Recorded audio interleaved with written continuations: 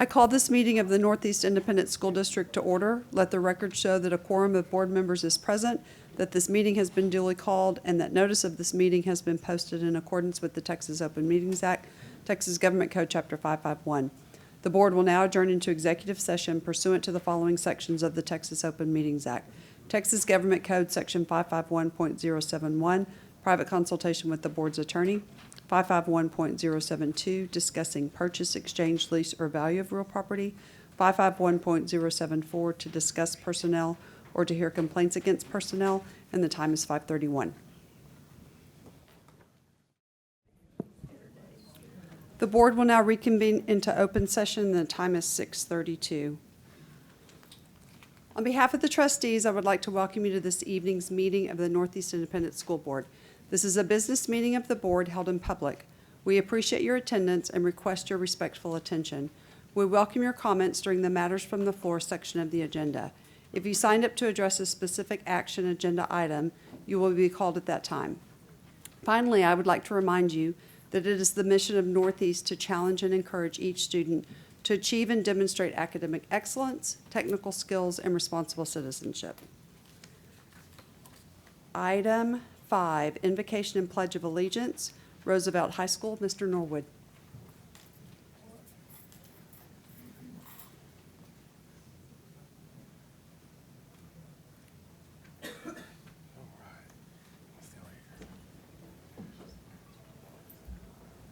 Good evening, Madam President, board members, Dr. Micah, executive staff, and guests. It is my pleasure to introduce Ms. Whitney Hicks, who will be giving our invocation tonight.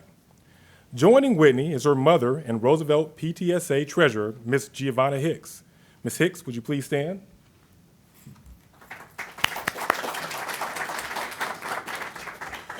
Whitney is a senior at Roosevelt High School who will graduate in the top 5% of her class. Additionally, she is the president of the Technology Student Association, president of the Rocketry Club, and an officer in the National Honor Society. After she graduates, she will pursue a degree in civil engineering at Duke University or Colorado College. It is also my pleasure to introduce Ms. Adriana Garibay, who will be reciting the pledges tonight. Joining Adriana is her wonderful family. Please stand as I call your names. Her mother, Ms. Amy Garibay. Her father, Mr. Carlos Garibay. And her sister, Alexandria Garibay. Adriana is a junior at Roosevelt High School who excels academically with a grade point average of 94.4. She participates in Special Olympics bowling and just recently placed in the state competition. Adriana loves taking care of her animals and spending time with her family. After graduation, Adriana would like to work with animals and work at her family's screen printing business. Whitney, at this time, will you please give the invocation?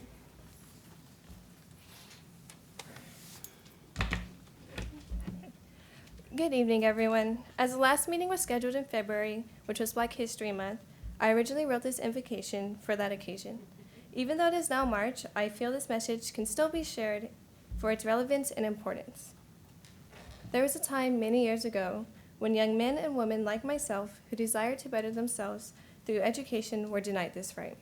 I want to thank and acknowledge those who came before me for their hard work and their sacrifices that have allowed students from all backgrounds a first-class education like the one I have received here at the Northeast Independent School District.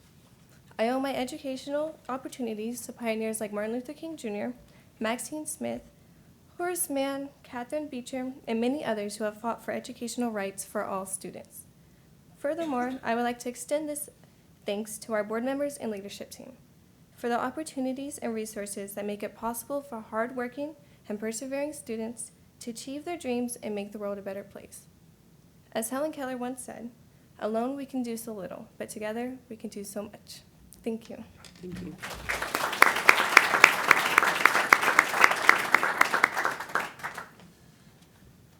Adriana, would you lead us in the pledges? Please stand for the pledges.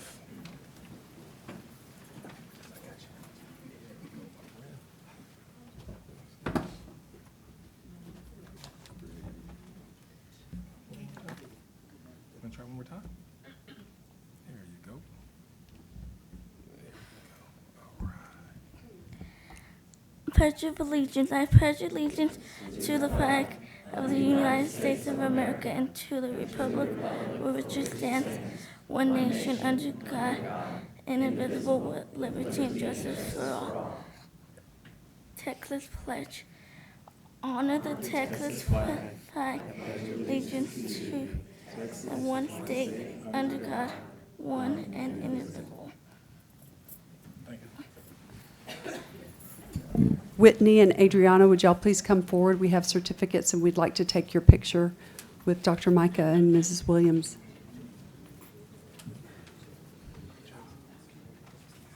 You both did a very nice job. Thank you so much for come stand in the middle right here. And look at Evan. Oh, yeah, Mr. Norwood.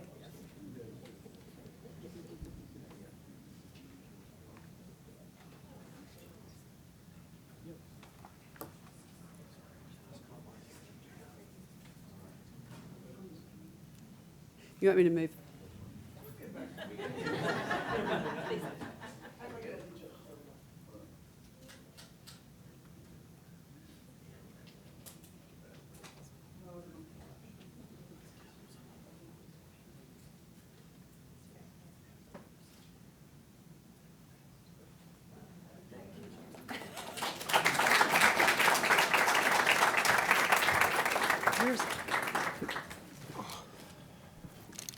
Thank you all again for being here. You're welcome to stay, but you're also welcome to go. It's your choice.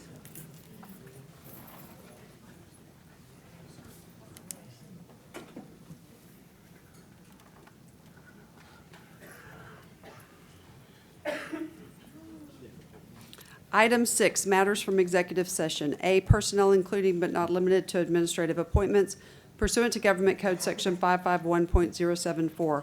1, possible action regarding routine personnel including but not limited to administrative appointments. Do I have a motion to approve as discussed in executive session? So moved. Thank you, Mrs. Winkley. Do I have a second? Second. Thank you, Mr. Byer. All those in favor say aye. Aye. Opposed, the motion carries. Item 2, possible action regarding proposed recommendation for termination of Chapter 21 continuing contract employee. Do I have a motion to approve as discussed in executive session? So moved. Thank you, Mrs. Williams. Do I have a second? Second. Thank you, Mr. Byer. All those in favor say aye. Aye. Opposed, the motion carries. Item 3, introductions. Dr. Micah. Thank you, Madam President. It is my pleasure tonight to bring to you all, you've already approved these, but to introduce formally Renette Powell, the new principal at Hidden Forest. Renette, there you are.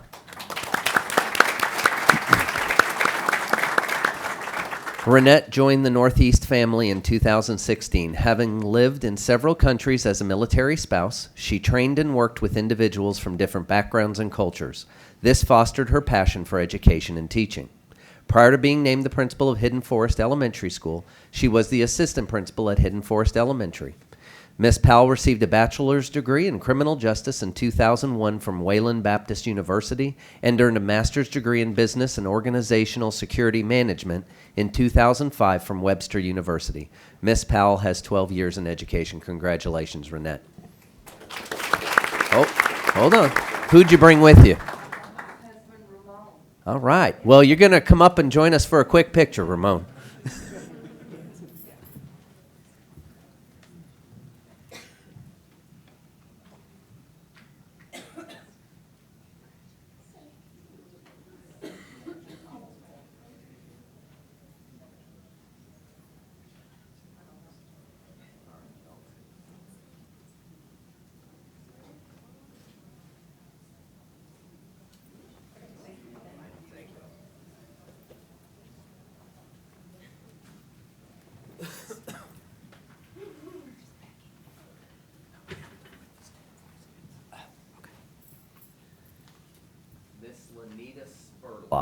Miss Lanita Spurlock. There she is.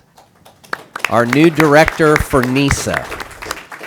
Lanita joined the Northeast family in 2015. Inspired by her own amazing teachers, she was encouraged to be a difference maker. Prior to being named the director of Northeast School of the Arts, she was an assistant principal at Reagan High School. She finds great joy in helping build capacity in students and staff to maximize and realize their own potential. Ms. Spurlock's top priorities are children's safety, meaningful learning, and rewarding experiences. Ms. Spurlock received a bachelor's degree in Spanish and dance and theater in 1998 from Texas State University at San Marcos and earned a master's degree in administration in 2012 from Lamar University. Ms. Spurlock has 20 years in education. Congratulations, Lanita.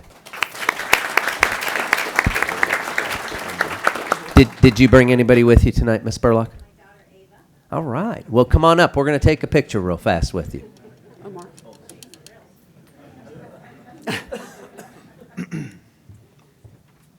Congratulations.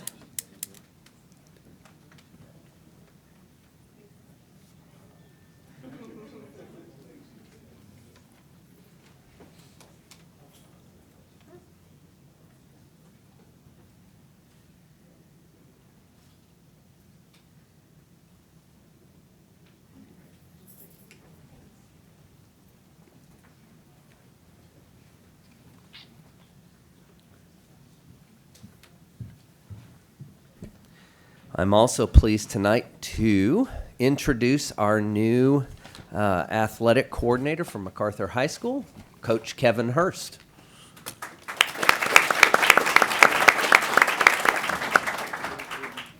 Coach Hurst joined the Northeast family in 2008. Mr. Hurst is honored to continue to serve the Macarthur community and committed to student success both on and off the field. Prior to being named the athletic coordinator, he was an athletic teacher at Macarthur High School. Coach Hurst received a bachelor's degree in multidisciplinary studies in 1995 from McMurray University. Mr. Hurst has 24 years in education. Congratulations, Coach. I guess I should have said go Big Blue. Did you bring anybody tonight with you, Coach? I did. My wife, Debbie, my daughter, Kelsey, and my mother-in-law, Judy Hines. Oh, great. Well, can you come on up? We're going to take a quick picture with you, Coach.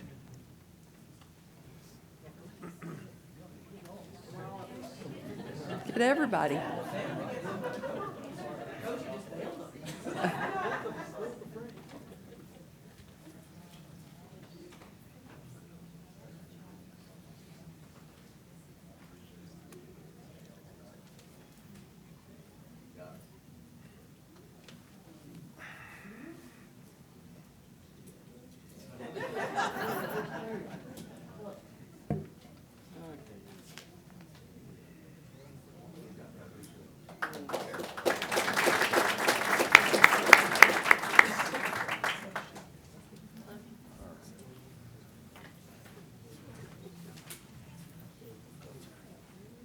Coach, you may be in trouble later this evening, but.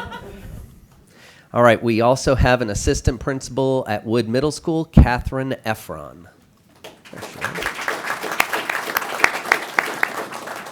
Katherine joined the Northeast ISD family in 2010. Having graduated from Macarthur High School, feeling prepared for college and life, she entered education, believing teaching is one of the most important professions in the world. Prior to being named an assistant principal of Wood Middle School, she was a teacher at Garner Middle School. Ms. Efron received a bachelor's degree in English in 1992 from the University of Texas at Austin and earned a master's degree in educational leadership in 2019 from the University of Texas at San Antonio. Ms. Efron has 11 years in education. Congratulations. Did you bring anyone with you this evening? My husband, Derek. All right. Congratulations. Yes, I see that. Thank you, Dr. Newman. I did miss an assistant principal. Whoops, I skipped over one. I'm sorry. No, we don't actually do pictures with the APs, remember?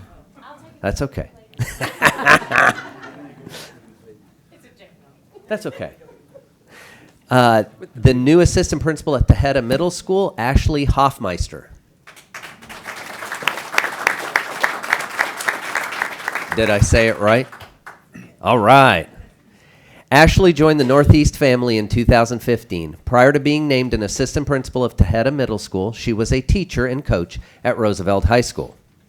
Ms. Hoffmeister entered education because of the joy she finds working with people and the life experiences given from the interaction. She is excited to help foster a feeling of belonging to all students. Ms. Hoffmeister received a bachelor's degree in history in 2011 from the University of Texas at El Paso and earned a master's degree in administration in 2018 from Lamar University. Ms. Hoffmeister has 6 years in education. Congratulations. Did you bring anyone with you this evening that you want to introduce? I brought my mother, Monty, and my husband, Chris, and my aunt and uncle, Jamie and Dawn. All right, great deal.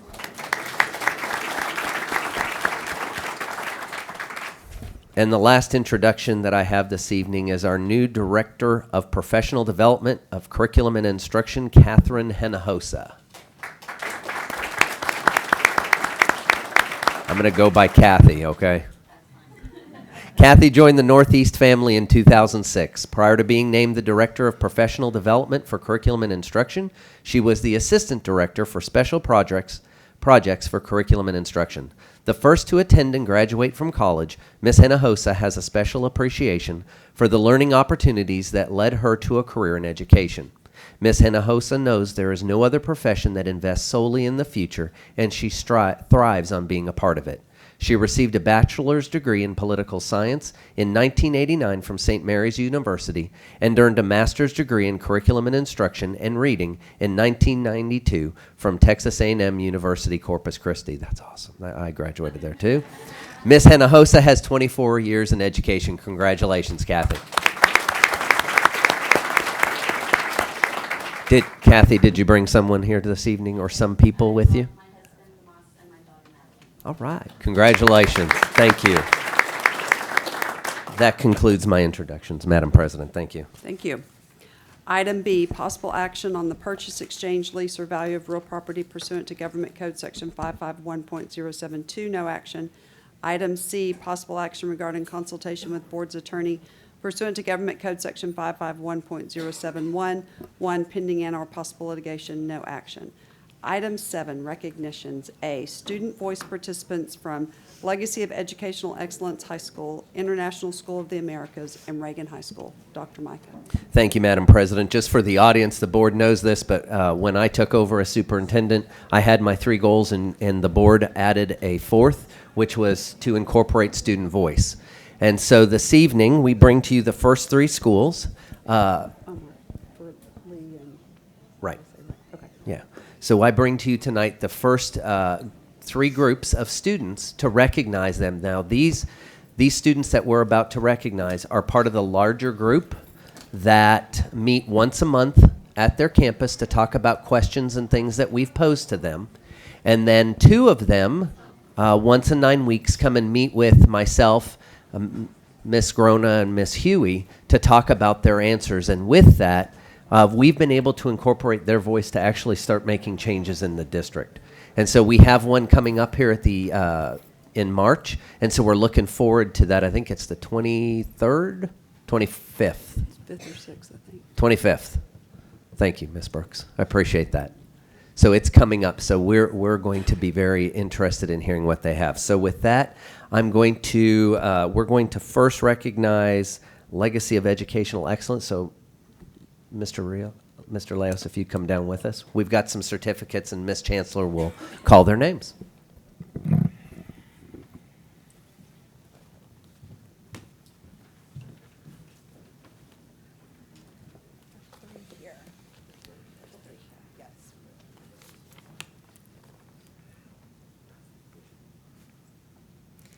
Our first person from Lee High School this evening is Nariza Aziz.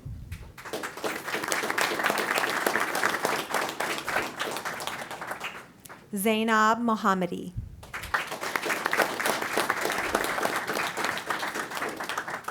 And Mojda Mohammadi.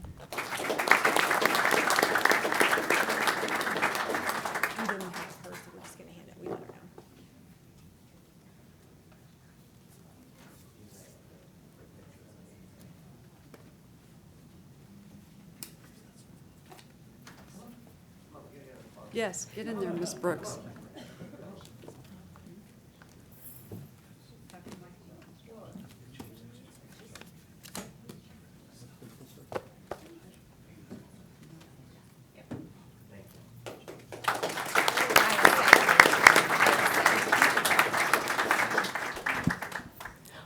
Our next students are from the International School of the Americas.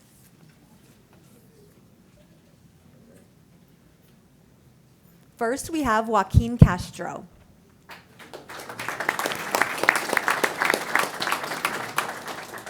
Carmen Lizarraga. Derek Gomez. Krista Flores.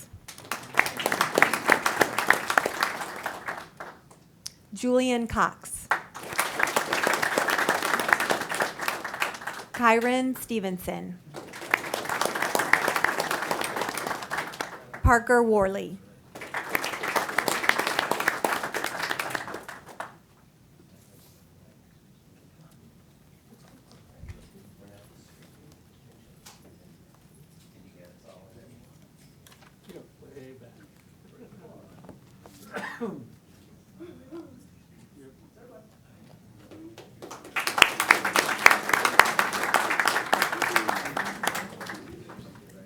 Our next students are from Reagan High School.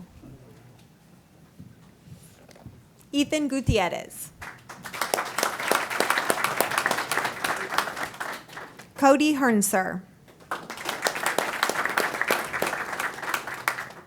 Sarah Huber.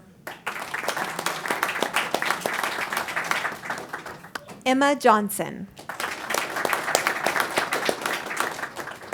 Victoria Jordan.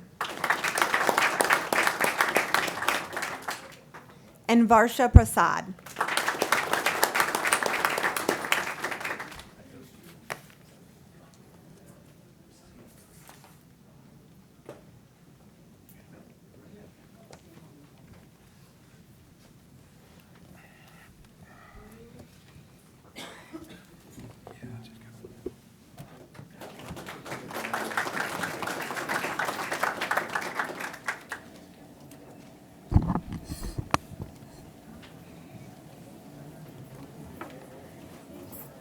As the students are leaving, I just want to thank you so much for participating in your campus committees. This has been a dream and a goal of the board for a while, and so we're just so excited that this has actually become a reality and that we're actually getting to hear your voice. So we really appreciate all that you do.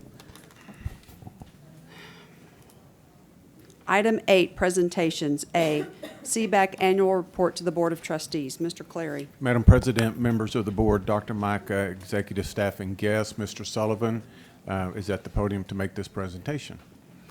Thank you, Mr. Clary. I'd like to introduce Mr. Fred Morrison, chairman of the Seebeck Committee, and he's been chairman for 16 years. Wow, thank you. He will be delivering the presentation. Good evening, President Grona, board members, Dr. Micah, members of executive staff, and guests. I'm Fred Morrison, chairman of the Citizen Bond Advisory Committee. I'm here to present on behalf of Seebeck our 16th annual report to the Board of Trustees on the status of the district's 2015 bond program. The Seebeck was appointed by the Board of Trustees and Superintendent of Schools in 2003 to monitor the district's bond program. When Northeast residents passed the 2015 bond program, the Seebeck's overall mission grew to include the latest district bond program. Our mission remains the same since inception: to monitor the scope, cost, and timely delivery of each bond construction project, and to help ensure that the bond program is successfully accomplished as was approved by the taxpayers. The success of the Seebeck depends on its membership. We have a core group of committed and enthusiastic members that oversee the district's bond program.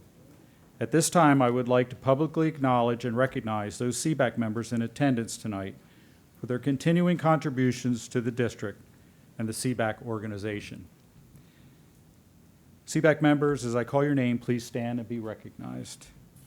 Our Vice Chairman, Ken Lawrence, and members Betty Days, Price Darling, Ricky Ford, Bill Frost, Patty Garza, Brandon Logan, Dale Patno, Dolores Cerna, Todd Spears, and our two newest members, Justin Clemens and Christopher Mammon.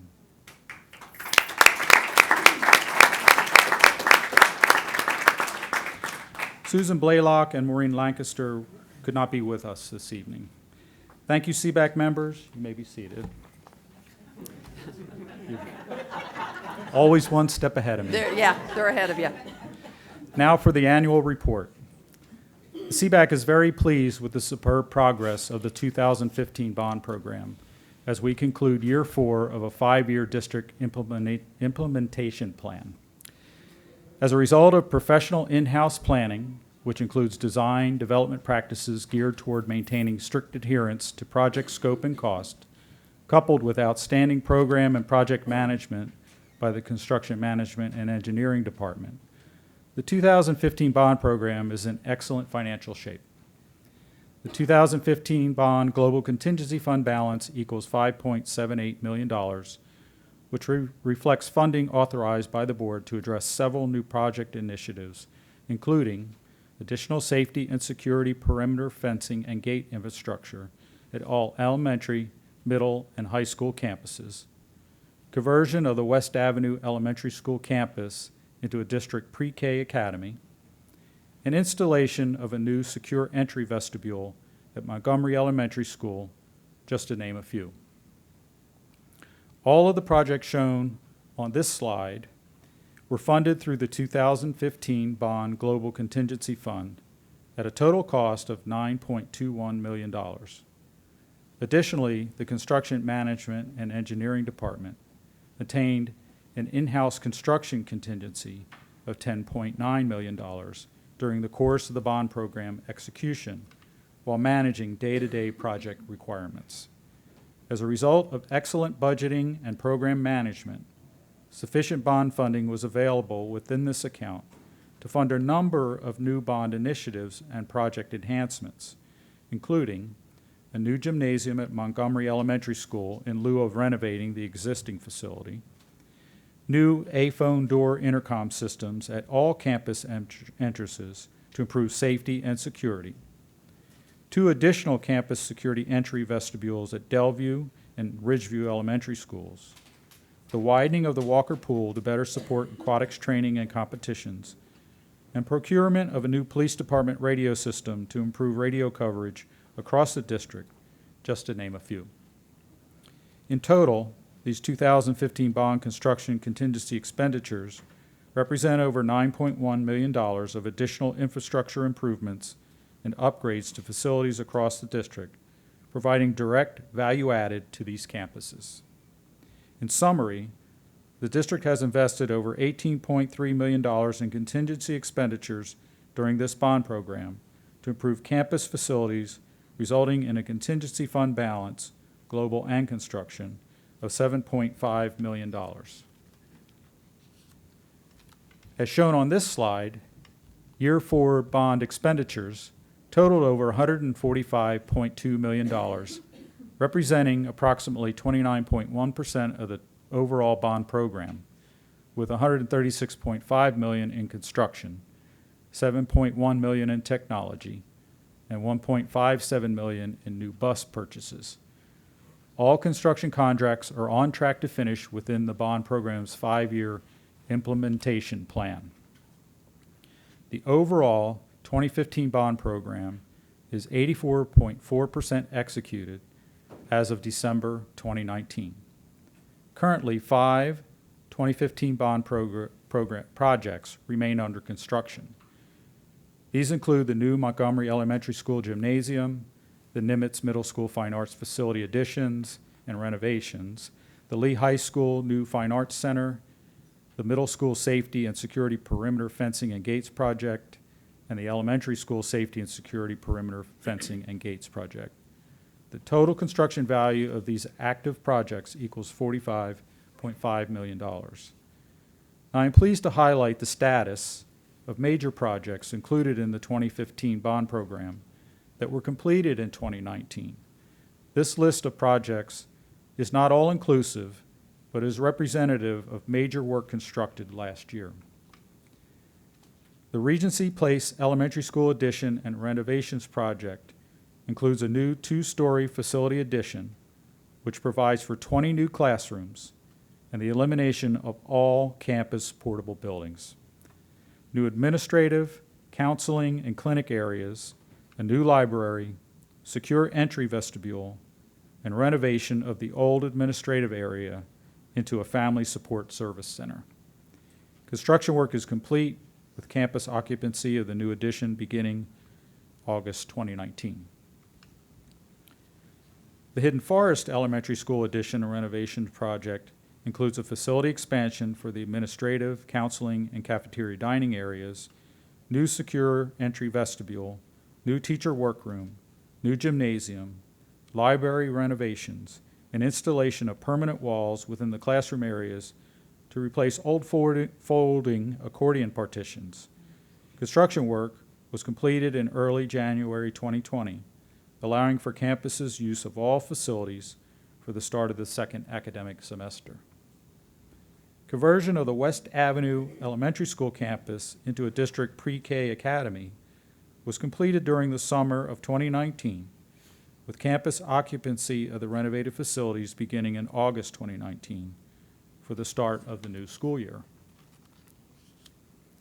The Bradley Middle School addition and renovations project includes a new band rehearsal hall, expansion of the cafeteria dining area, new black box theater, secure entry vestibule, and renovations to the existing band rehearsal hall and front administrative areas. Construction work was completed in April of 2019. The Garner Middle School campus replacement project was completed over a 2-year period in 2 separate construction phases. Construction work on Phase 1, which included a new kitchen and cafeteria, fine arts program areas, and CTE food service lab, was completed in August of 2018, while construction work on Phase 2, which included a new campus library and computer lab, was completed in July of 2019. The Jackson Middle School campus replacement project includes a new classroom addition and various drainage and athletic upgrades. The new football field, all-weather surface track, tennis courts, and outdoor basketball play areas were completed in July of 2018. Construction work on the new 7th and 8th grade classroom addition and campus central plant was completed in July of 2019, with campus occupancy of the new facility addition beginning in August of 2019 for the start of the new school year. The Kruger Middle School campus replacement project includes a new kitchen and cafeteria with serving lines and performance stage, new fine arts facilities with band, orchestra, choir, and black box theater, new athletic facilities with 2 gyms, locker rooms, coaches' offices, and weight room area, new football bleacher seating with athletic field storage and restroom facility, new tennis courts and central plant area. Construction work was completed in December 2019, with campus occupancy of the new facilities beginning in January 2020. The Churchill High School campus replacement project includes a new orchestra facility with 2 rehearsal halls, conversion of the old orchestra facility into a second band rehearsal hall, additions and renovations to the dance facility, including a new locker room area and dance storage room with mobile storage units, new campus CTE center with 15 classroom and lab areas supporting health science, family consumer science, human services, engineering, architecture, computer science, audio video, marketing, and business education programs, and 8 new science labs. The band hall and dance facility renovations were completed in 2018. The new orchestra facility was placed into service on March 2019, and the new CTE center and science labs were completed in July of 2019 to support the start of the new school year. The Johnson High School second band hall addition project was completed in October of 2019 with campus occupancy during the first semester of the 2019 school year. The Macarthur High School Fine Arts Addition and Renovations project included a new dance facility, new orchestra rehearsal hall, and renovations to other fine arts program areas. Construction work was completed in August of 2019 to support the start of the new school year. Additionally, a new soccer field was constructed at the campus immediately adjacent to the main athletic facility. The Madison High School JROTC facility addition and renovations project was completed in August of 2019, with campus occupancy for the start of the new school year. The project fully renovated the existing JROTC facility, included the installation of the new Zeus targeting system and range control room to support the campus rifle marksmanship program. The Northeast Agri-Science Facility addition included new Ag Engineering Program classroom and large lab facilities with overhead hoist, paint booth, and welding area, and meat processing program classroom, and lab areas with meat processing, storage, and smoker cooking equipment. The facility was completed in January of 2020. The Reagan High School additions and renovations project included new band and orchestra halls and new JROTC facility. The new fine arts facility, which included a second band and second orchestra rehearsal halls, were completed in August of 2019, while the new JROTC facility, which included installation of a new Zeus targeting system to support the campus rifle marksmanship program, was completed in December of 2019. Replacement of the Bill Walker Pool facility was completed in September of 2019. The district's aquatics program now enjoys 3 separate pools to support training and competitive events: the Josh Davis Natatorium, the Northeast Sports Park Pool, and the Bill Walker Pool. The Bill Walker Pool facility includes the first Martha Pool Assembly in South Texas. Martha is the Olympic swimming competitive standard. The CTE construction trades project was completed this past year, rounding out the district's CTE center facilities at the Parent Central Complex, which now includes an automotive, construction trades with mechanical, electrical, plumbing, carpentry, and welding programs, and health science medical program areas. Many courses offered at the district's CTE center include degree certifications. The folding accordion partitions upgrades and replacement project was completing during the summer of 2019, with all campus classroom areas available for use in August of 2019. Folding accordion partitions were either replaced with new permanent sheetrock walls or dirt, do it right this time, wall system. In select campus areas, new folding accordion partitions were installed to support campus team teaching practices. The elementary school walking tracks project includes construction of rubberized porous paved walking tracks at 46 elementary school campuses. All work on the walking tracks is complete, with exception of the Montgomery Elementary School campus. This final track will be constructed this summer after completion of the new campus gymnasium. The high school safety and security perimeter fencing and gates project was completed during the summer of 2019, providing enhanced campus safety and security at all district high school campuses. Other smaller 2015 bond projects completed in 2019 include the Oak Grove Elementary School Clinic renovations project, the Northern Hills Elementary School Outdoor Covered Athletic Play Area project, the Johnson and Roosevelt High School JROTC Facility Rifle Range Targeting System Upgrades project, the Northeast ISD Police Station Addition and Renovations project, the Transportation Facility Vehicle Shop Renovations project, and the Food Service Warehouse Cold and Dry Storage Facility Additions project.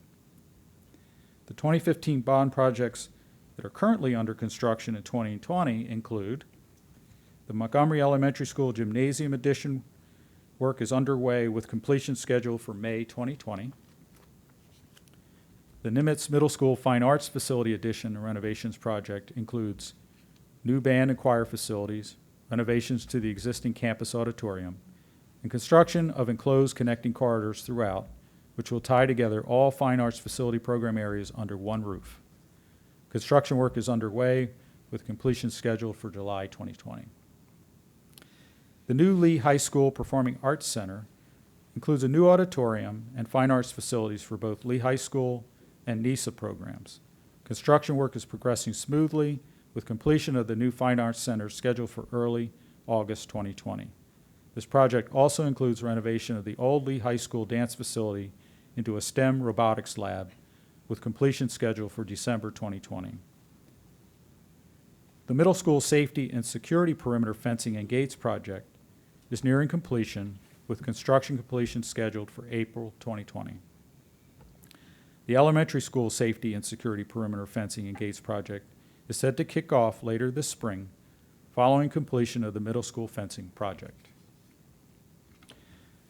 The Technology and Library Services Program execution is also going extremely well, with approximately 63% of the overall program funding contracts executed to date, representing over $45.6 million.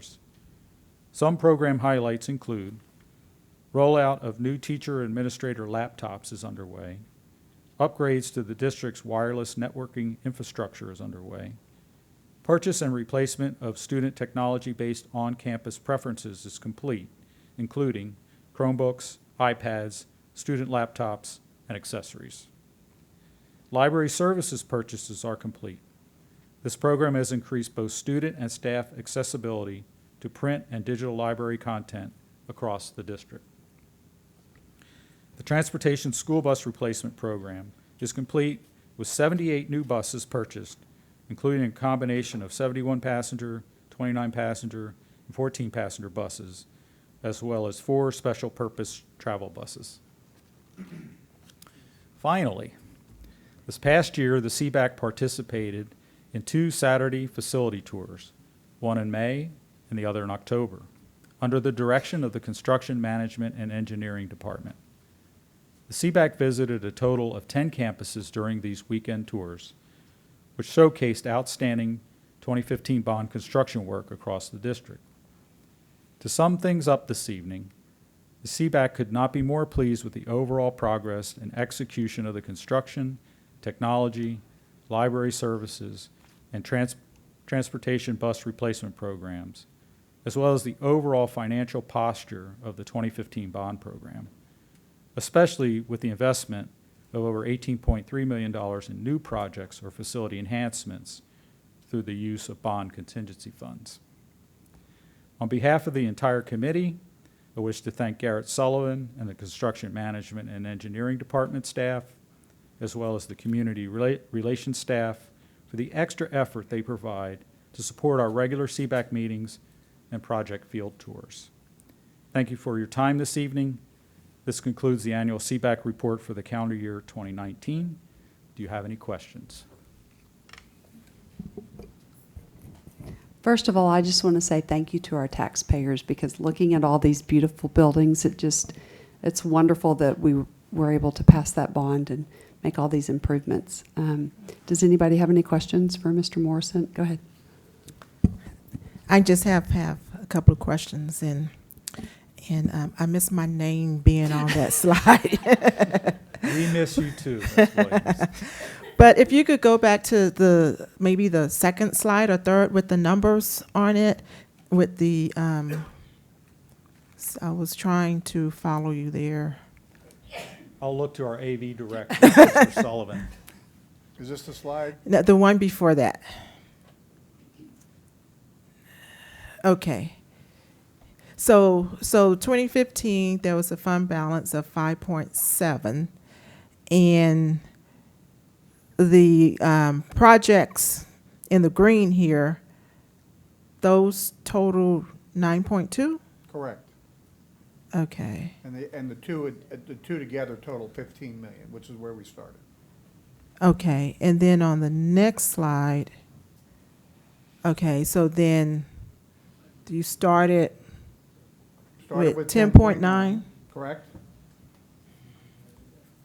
And then we end with 1.766 million in the construction contingency, which is the contingency that I use to run the day-to-day bond project program.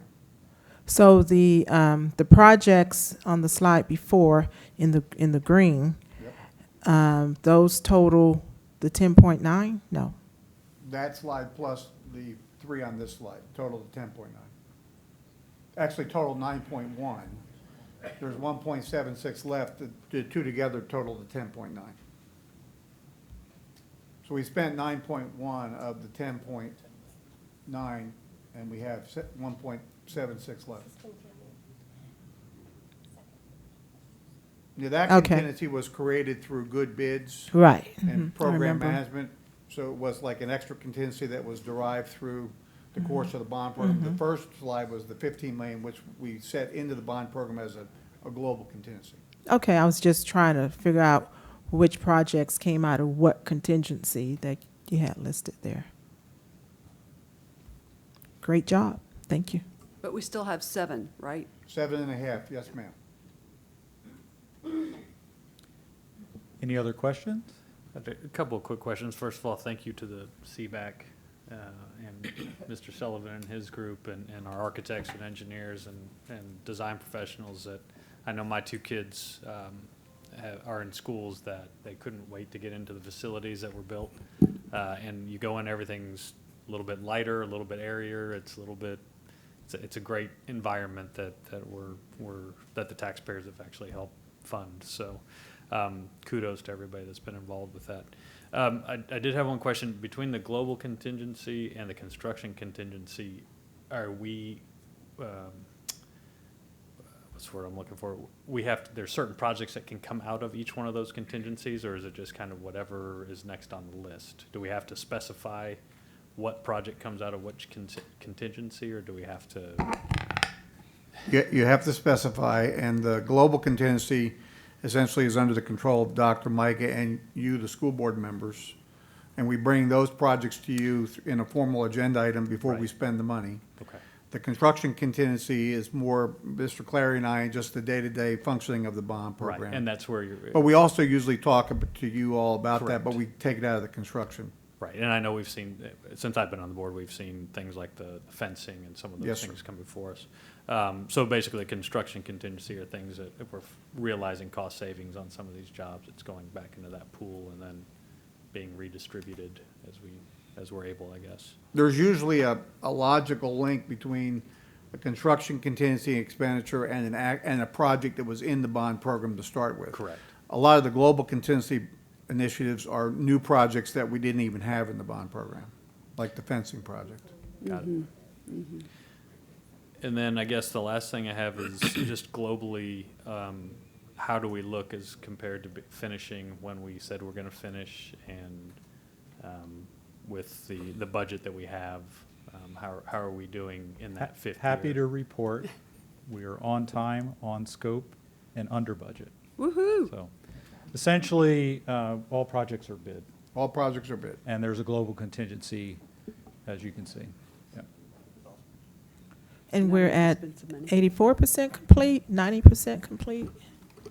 If you look on this slide, construction-wise, we are 90% complete, and we have 5 projects underway, worth about $45 million.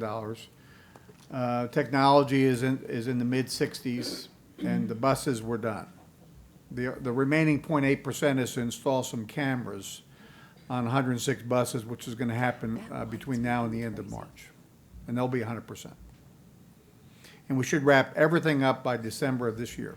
We're done with everything, Thank which you. is the end of year 5. Any other questions? So I would like for all the Seebeck members to come forward, and we're going to take a picture, please. Thank you, President Grona. That was my last line, so Oh, it was? perfect. What a team. Terry, do you want in the picture?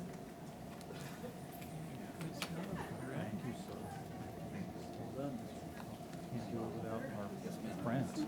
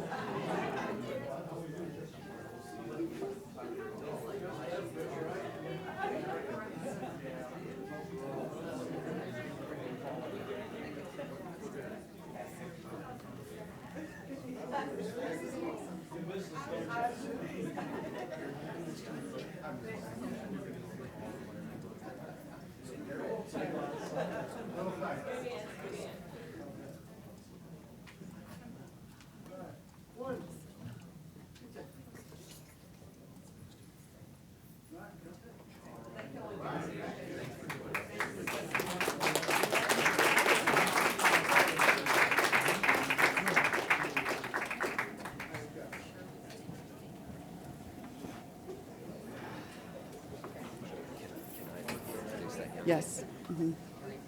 Thank you all for being here again and for your participation on Seebeck. We really appreciate it. So, members of the board, we do have a Boy Scout in the audience this evening. Where's John Elliott? Stand on up, John. All right.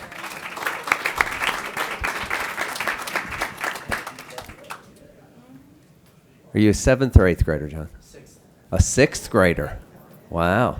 You look like my son when I would ask him to stand up. He's in the 8th grade. You didn't look too thrilled about that, but that's okay. We're going to call you out anyway. So John is a current student at KSAT, and he is working on his merit badge, Citizenship and Community, correct? And then you brought your parents? Yeah. All right, your mom and your dad. Thank you all for joining us this evening. We appreciate it. Thanks, John. And then real quick. And then I think we have some students here from Madison High School. Do we have some here yet? They were here earlier. So we had some students from an AP Human Geography class that were joining us this evening for a little bit, because I believe they got some extra credit for showing up. Did they stay long enough for the extra I credit? think so. We'll Was there a count it time as requirement? we're going to give them extra credit. So, Mr. Clary, you're doing a great job over there. You're going to get extra credit too. Except there's a light that keeps flashing over there, and it's making me a little crazy back there. Can So you fix actually, it? you now have a demerit. You can't see it, but it's like right over my picture back there. Yeah, if you could please fix that, because it's like giving. See, now it's on. Okay, you know me. We have to make the meeting lighthearted, and I have to pick on Mr. Clary, so I got that dig in. Item B, public hearing for the 2018-2019 Texas Academic Performance Report taper. Mr. Jarrett. Good evening, Madam President, Dr. Micah, members of the board, executive staff, and guests. At this time, I would like to ask Dr. Doreen Galindo, Director of Performance and Planning, to come forward and give a presentation over our TAPR. Oh, Mr. Jarrett, you took my good evening. But You good can say evening, it board. again. Dr. Micah, executive staff, and guests. I lost my train of thought. Thank you. So, the Texas Education Code requires each district board of trustees to publish an annual report that includes a variety of performance objectives. Tonight, this is the required public hearing and discussion of the report. So I'll be presenting the 2018-19 Texas Academic Performance Report and other various aspects of district performance. Some of the data is from the 17-18 and 18-19 school years, but I will clarify the source and the year as we move through the slides. So throughout the presentation, I will share both state and district data for the 2018-19 school year, with the exception of some student attendance data, which is compiled 2 years in the rear. I will be reporting several performance indicators throughout the following slides. So the state student demographics data is represented in gray, and the NEISD data is represented in blue. This slide provides you with the student race ethnicity percentages, including percent economically disadvantaged. We're pretty close to the state when it comes to the race ethnicity distribution, with the exception of our economically disadvantaged percentages. Our student enrollment by programs is represented on this slide compared to the state. And just as an FYI, our enrollment data is based on the fall 2008 October snapshot that's reported to the Texas Education Agency. Our STAR performance standards are levels of test performance to the expectations defined in the state mandated curriculum standards that are known as Texas Essential Knowledge and Skills. Our approach is grade level or above means students have met the minimum passing standard. So the first column on this slide, you'll see the overall score when combining all tests and all subject areas. Our all subject score was an 81 compared to the state of a score of 78. We were 3 points higher. Reading was 79 compared to the state score of 75. we were 4 points higher. Math, the state score was 82, the district was 83. In writing, we were 2 points above the state. In science, we were 5 points above the state. And in social studies, we were 4 points above the state. When we break down subject of ELA reading by grade level, you can see that we are at or above the state in all grades, except for fourth grade, where we actually match the state. The next slide compares state math performance to our district performance by grade and end of course exam. So we understand that fourth grade is below the state, but we anticipated this drop when the district implemented our hyper-accelerated math program last year that started in fourth grade. So students who are hyper-accelerated in fourth grade math took a fifth grade STAR math assessment. I'm sorry, will you say that one more time? So we implemented our hyper-accelerated math program in Right. fourth grade. Okay. So those fourth graders that participated in HAM took a fifth grade. So that's why our is lower in fourth grade? Correct. Yes, that is correct. So when we implemented that program, essentially the kiddos sit in fourth grade, but they are taking a fifth grade assessment. Those kids' scores are not accounted for in this overall pass rate for fourth grade. So assuming those kids pass the assessment, the score, of course, will be reflective of all students taking the fourth grade exam. But our students that's taking a more rigorous math program were not counted in the fourth grade assessment scores. So about how many students do we have that are doing that? It was about 403, actually. Okay. And are their grades accounted in fifth grade? Yes. Okay. Thank you. You're welcome. So when you're looking at writing, we actually outperform the state in writing. And note that writing's only administered in fourth and seventh grades. In high school, writing is actually embedded in the English 1, English 2, end of course assessments. So social studies is administered in 8th grade, and a U.S. end of course exam is given at high school, which is typically in 11th grade. The district outperformed the state in both 8th grade and U.S. history, end of course. And then science start assessments administered in 5th and 8th grade, and biology end of course is administered in high school, and we are above the state, as you can tell, in all three. The Student Success Initiative, or SSI, is grade advancement requirements that apply to students enrolled in grades 5th and 8th who take the STAR reading and math. So as specified by these requirements, the student may advance to the next grade level only by passing these tests. So the goal of SSI really is to ensure that all students receive the instruction and support that they need to academically succeed. So what's presented here is the cumulative MET standard. That's the percentage of students that took and passed the assessments in first and second administrations combined.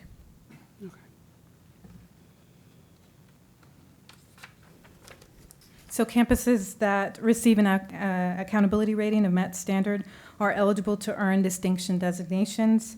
These designations are awarded for achievement in several areas, and they're based on performance relative to a group of campuses that are similar type, enrollment, grade span, and student demographics. So distinction designation indicators are typically separate from those that are used to assign accountability ratings. So what you see here is our 1819 distinction designations awarded by criteria and by campus level. We had 62% of our campuses receive at least one distinction designation, and that's actually 3 more than last year. So last year we had 60%, so we actually increased the number of campuses that received at least distinction. This slide represents advanced course completion in any subject, which is English, math, science, and social studies. These percentages were based on students that completed and received credit for at least one advanced or dual credit course. So our course completion information, of course, is reported by districts to the Texas Education Agency at the close of the school year. Notice that this slide is 2 years behind. The slide states attendance rates compared to the district.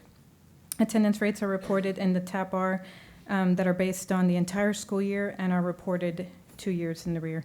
So note that only students that are in grades 1 through 12 are included in these calculations. And you can see that the state and the district are both at a downward trend. The district has addressed attendance in our district improvement plan. Our state graduation rate is compared to the district. Note that these data are reported a year in arrear as well. So the latest graduation rate is based on the class of 2017-18 graduates. Our graduation rate data here is based on our 4-year longitudinal rate, which is the cohort that consists of students that first attended 9th grade in 2014-2015, and then they're followed through their expected graduation date within the 4 years. This slide provides information on college, career, and military readiness graduates. These rates are based on percentage of annual graduates that demonstrate readiness by meeting at least one of the criteria described in CCMR, which basically is the overall percentage of our annual graduates that demonstrate college readiness by meeting this criteria. And it's broken out, as you see, by college ready and also by career military ready criteria. Our Texas Higher Education Coordinating Board is basically attendance in Texas post-secondary institutions, which is another reporting requirement for the annual report. And as you can see, this table right here shows our Northeast ISD graduates that attend higher education institutions in Texas. Note that not found includes our students that enrolled in higher education institutions outside the state of Texas, as well as students for whom there is no record. And as you can see, we have the same percentages of our 16-17, 17-18 graduate students enrolled in Texas. Texas Higher Education Coordinating Board does not track any higher ed outside Texas. I'm going to give the mic to Dr. Brent Brummett, our Executive Director of Pupil Personnel. He will be presenting the next couple slides on the reports related to student misconduct. And Dr. Brummett, before you step up, why don't, because I think some of you have some questions to ask about some of those things. So why don't you all go ahead and ask those before we go into the discipline component of it, if y'all are ready. I do have a question. So the attendance slide, if you don't mind going back. Any idea as to why our attendance might be dropping? I know I mean, Dr. Bryan Yeah, can so speculate. and I'm going to actually weigh in on this one because Yeah. I wrote a note to talk to y'all Okay. about. So as you can see, as the state's going down, we're going down. Yeah. And if you recall, last year we did a pilot. Tyler, are you here? Yeah. So Tyler came when I was the assistant superintendent, really with an idea to start notifying our parents, kind of like CPS does with energy usage. We started that in 2 clusters, right? yes, okay. Lee and Churchill. And what we noticed, and Tyler going to have to help me, we saw over a 1% gain, correct, in that pilot? That's correct. Was this the email, the text saying your So student? it is an email. You get it Okay. once a week. I get it now that says, here is my child's attendance versus the average attendance rate at a school. And so you're always looking at how your child does compared to the relative basis. So this year, we took it to scale. Yes, sir. So we saw a little over 1% across those two clusters, correct? Yes, sir. Yes, sir, all the way down to elementary. Right. What we So we're found is- doing it across the board So now. now we have implemented it at every school in district. By the way, that cost us like About $1,000. about $5,000 to put to scale. It was very economical. And to get, so just so you know, with a 1% increase in attendance across the board, Dan, if we got a 1% district would be about $4 million, I think is what we said. So $4 million. So we know that we've got to work on our attendance, and that is something we've done specifically targeted to start because we saw such gain from it. Do we have a preliminary idea of what the 2018, 2019 number is from last year? Not yet. We don't. It's always, as you can see, it's multiple times in the rear. So. And so do you, having been a parent and you see kids that get checked out to go to the doctor, and I'm thinking, you just got here and they haven't taken attendance yet. You know, is it the lack of not knowing when that number, when you were counted present, or what do you think? Parents, what they found in the research is parents underestimate the absenteeism by a factor of 2. And so having that visual with all the legal jargon squeezed down to the bottom, and you just have a visual of your child's attendance versus the average kid's attendance on the campus, it gives them an idea of, wow, maybe I need to call my administrator and have a conversation about these absences. And it also reinforces positive attendance as well by showing your child who's going to school every day versus the kiddo who may be a little more absent than your child is. It puts some context in it. I can tell you my kids and I have a discussion because I get them as a parent.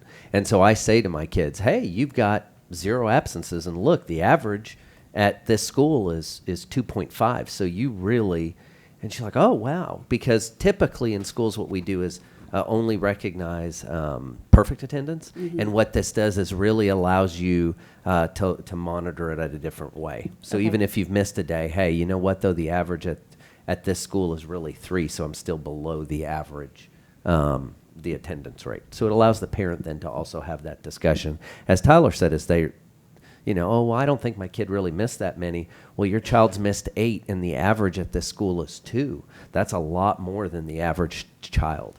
And so it's bringing some awareness about it. And again, I think it was like 1.1%, I think, is what we saw in those 2 clusters. That's been by far the most successful thing that we've deployed about attendance that I've ever been a part of in my 25 years. And Dr. Mike, I'd like to also add that this coincides with the decriminalization of truancy in Bexar County and the court system as well. Okay. Did anybody else have any questions on that section? Yes, I had a couple of questions. One had to do with Thank you, back to Tyler. the accelerated math program. We were talking about how those students were taking the class, or their scores go towards the 5th grade. For math. So then I assume we'll be addressing the fact that the kids that are in the non-accelerated program, we have some makeup to do, if I'm reading that correctly. Anthony, do you want to add? Yeah, I mean, Especially essentially, in that fourth we grade have to be intentional level. with those kiddos and making sure they're moving the needle just as well. I don't think we just accept the fact that we're below the state in any capacity. But just as we talk about the why behind it, I think knowing that those kiddos are sitting in the hyper-accelerated math is going to have implications, but it just does push us to push a little harder to get some other kids over the hump. Yeah, look at the other ones that need some help. Yes, sir. The other quick question I had was about the writing score that was on one of the first slides, where it seems like all the average scores are hovering around 80%, and then writing for the state and the district are both lower. Is that a new? Are they rolling out new tests and things that are unique that people aren't quite understanding yet? I'll or try how to does take work? that one as well. So when the state moved to the new TEKS and new standards, it really shifted the practice a little bit.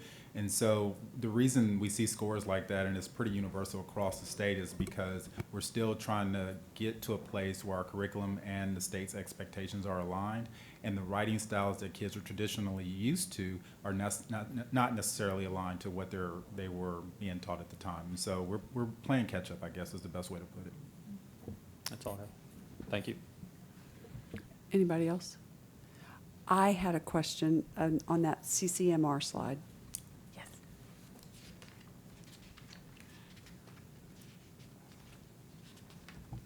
Okay. One, it was a lot, and I was trying to read it, and it went quickly. So I'm just curious why our dual credit criteria, what does that mean that we're lower than the state on that? And then, like, our certification, I mean, that just seems significant to be that much lower than the state. Does anybody want to take that, or you want to just punt it? So I'll give it a shot. So dual credit, essentially, if you look at our AP, Yes. we have a large number of students enrolled in AP. That doesn't mean they're dually enrolled in AP and dual. So you're going to have a little lopsided if you have kids taking AP in isolation and not dual. And I think that pretty much contributes to where our numbers are. We don't have as many kids sitting in our dual credit program as we do our AP program. But Okay, you'll really, notice- because, I'm sorry to interrupt, No, but, you're good. you know, having 2 children that have graduated, they loved the dual credit because then it was automatic and they didn't have to take the test for it. So are we having fewer students take dual credit than AP? It's yes, and that's been the case historically, what I've seen so far since Okay. I've been here. But it's also dependent on teacher. If you don't have a teacher with a master's degree, you don't have access to dual credit. Okay. And so that has a contributing factor as well to those percents. And so you'll notice, if you look at the TSI criteria, you'll notice that our kiddos are sitting at 49.6%, which means they're eligible for dual credit, but they're opting to take other things. The last thing I'll add to that is, as of recently, I guess 3 years ago, or 2 years ago, UT on-ramps came into play as well. And so those kids are sitting in UT on-ramps in lieu of AP or dual. And so we have 3 vehicles and options for kiddos to take as far as college credits. And so those numbers are reflective of that. Okay, okay. And then what about the certification stuff being so much lower? And Okay, so I'll take that one too. So you're doing a great job, by the way. Well, thank you. So it's a lot of factors go into that. Number one is that the state chooses which certifications they're going to recognize as far as the industry certification. So it's not any certification that we give, they're going to get credit for it, although we give a lot of certifications. The second part, which Ben did a lot of research for me on, is that when we opened C-Tech, essentially we went to put a coherent sequence in order. And that means that we had to offer the introductory course of the health science. So that means if we're not offering the advanced level course in isolation, because in isolation is just kind of like jumping in, but really creating a coherent pathway, Okay. it decreased the access and opportunities for kids to take the certification. For example, in 16-17, we had 322 kids take the medical certification. 17-18, we dropped to 186, but then in 18-19, we're back at 305. So you can see where decisions that we make, we have to take bumps sometimes Right. to get back on Okay. track, and that's Okay. what happened there. Okay, thank you. You're welcome.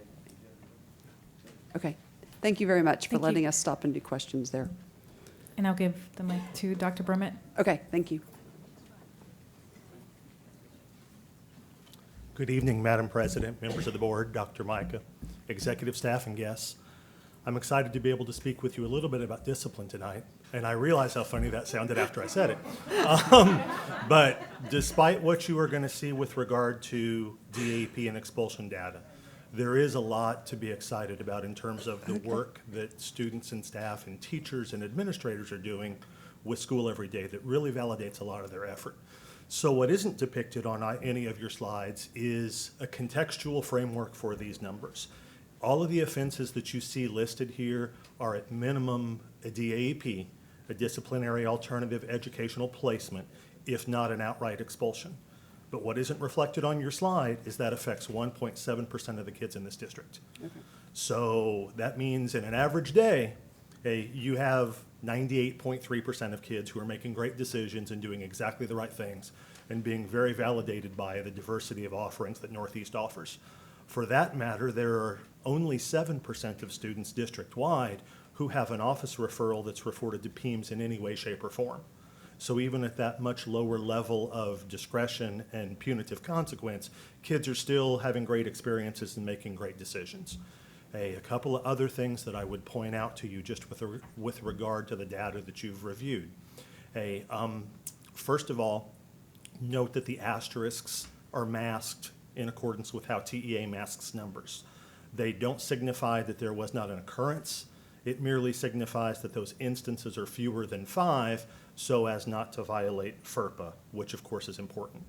I would also point out to you that these infractions weren't necessarily committed in any ISD. Little known fact, Chapter 37 of Texas Education Code has no requirement that any charter, that any open enrollment charter, much less any private or parochial school, operate a DAEP. Therefore, the law says, and what can and does frequently happen, is a student will be dismissed from their charter, their alternative, their charter, their parochial, their private school for an infraction. They will be sent to Northeast to complete that assignment, at which point they may opt to stay in the district, return they to become their ours. charter, whatever their personal circumstances dictate. Nevertheless, and that's exactly how we wrote that email to TEA, Ms. Gomez. That's not fair. But I'm sorry. That but sounds it like is- we're jail or yeah. something. I'm sorry, ma'am? I said that sounds like they come here for jail. So And then go again, back. and just for Yeah. context, that 11 of the infractions that you see this year are for that specific scenario. And there are literally letters from charters that reflect, you will be separated from insert campus X for X number of days. Please contact your home district, NEISD, to enroll in their DAEP. So just know as you're looking at this data that those infractions weren't necessarily committed in district. Did And you there's say nothing we can 11? do about that. 11? There's nothing we can do about that. Talk to my legislator. I'm sorry. That's Go what I ahead, mean. move on. I'm shocked. In those instances where you do see increases, those are typically attributable to one of two scenarios. Number one, a change in legislation that mandates how discipline will be coded differently. Conduct punishable as a felony being the chief example. One of David's law did a lot of great things, and nobody certainly disputes that kids should enjoy an educational environment that's free from bullying. One of the things that it did also, though, concurrently, was expand the definition of things that can be punishable as a felony. So instances of distributing intimate visual material, for example, is now coded as a felony, and that's why you see some of the increase in that particular consequence. The other thing you'll notice, obviously, is a trending rise in assaults, particularly to staff members. Although there's not a scenario where that's acceptable, and despite Dr. Micah's mandate that we look really closely at areas where we were disparate with regard to other school districts, one of the areas that we intentionally did not change, subject to your approval as a board, was the length of time for assaults to staff members, because obviously that goes directly to several of his priorities, to include attracting and retaining, the highest possible caliber of staff. So it's not a justification or a validation, but do know that the experience that we are in, the increase, that we're experiencing is to a far lesser degree than what the state is experiencing. I looked it up because I'm a nerd like that. And as far as assaults to staff for the state, they saw almost 2,900 additional instances over this past year, which is almost a 40% increase.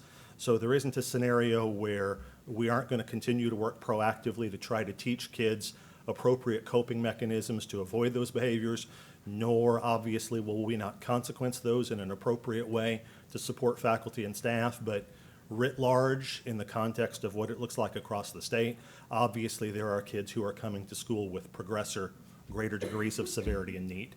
Lastly, I would point out to you that those numbers represent incidents and not individual students. So one of the things we're focusing on very closely is this idea of recidivism. Again, going back to one of Dr. Micah's priorities about student and staff well-being. Obviously, we're zeroing in on those students whose decisions find them assigned to DAEP repetitively year after year after year, and what kind of transition plans can we put in place, what kinds of supports can we offer them that candidly far exceed what the state mandates we're going to do for transition plans as of the last legislative session.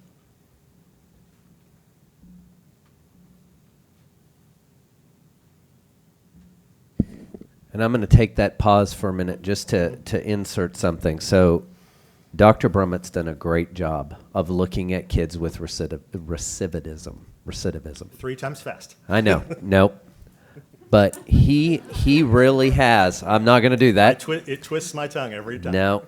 But he is really working and looking at that. That is something this year that I know he has made a priority.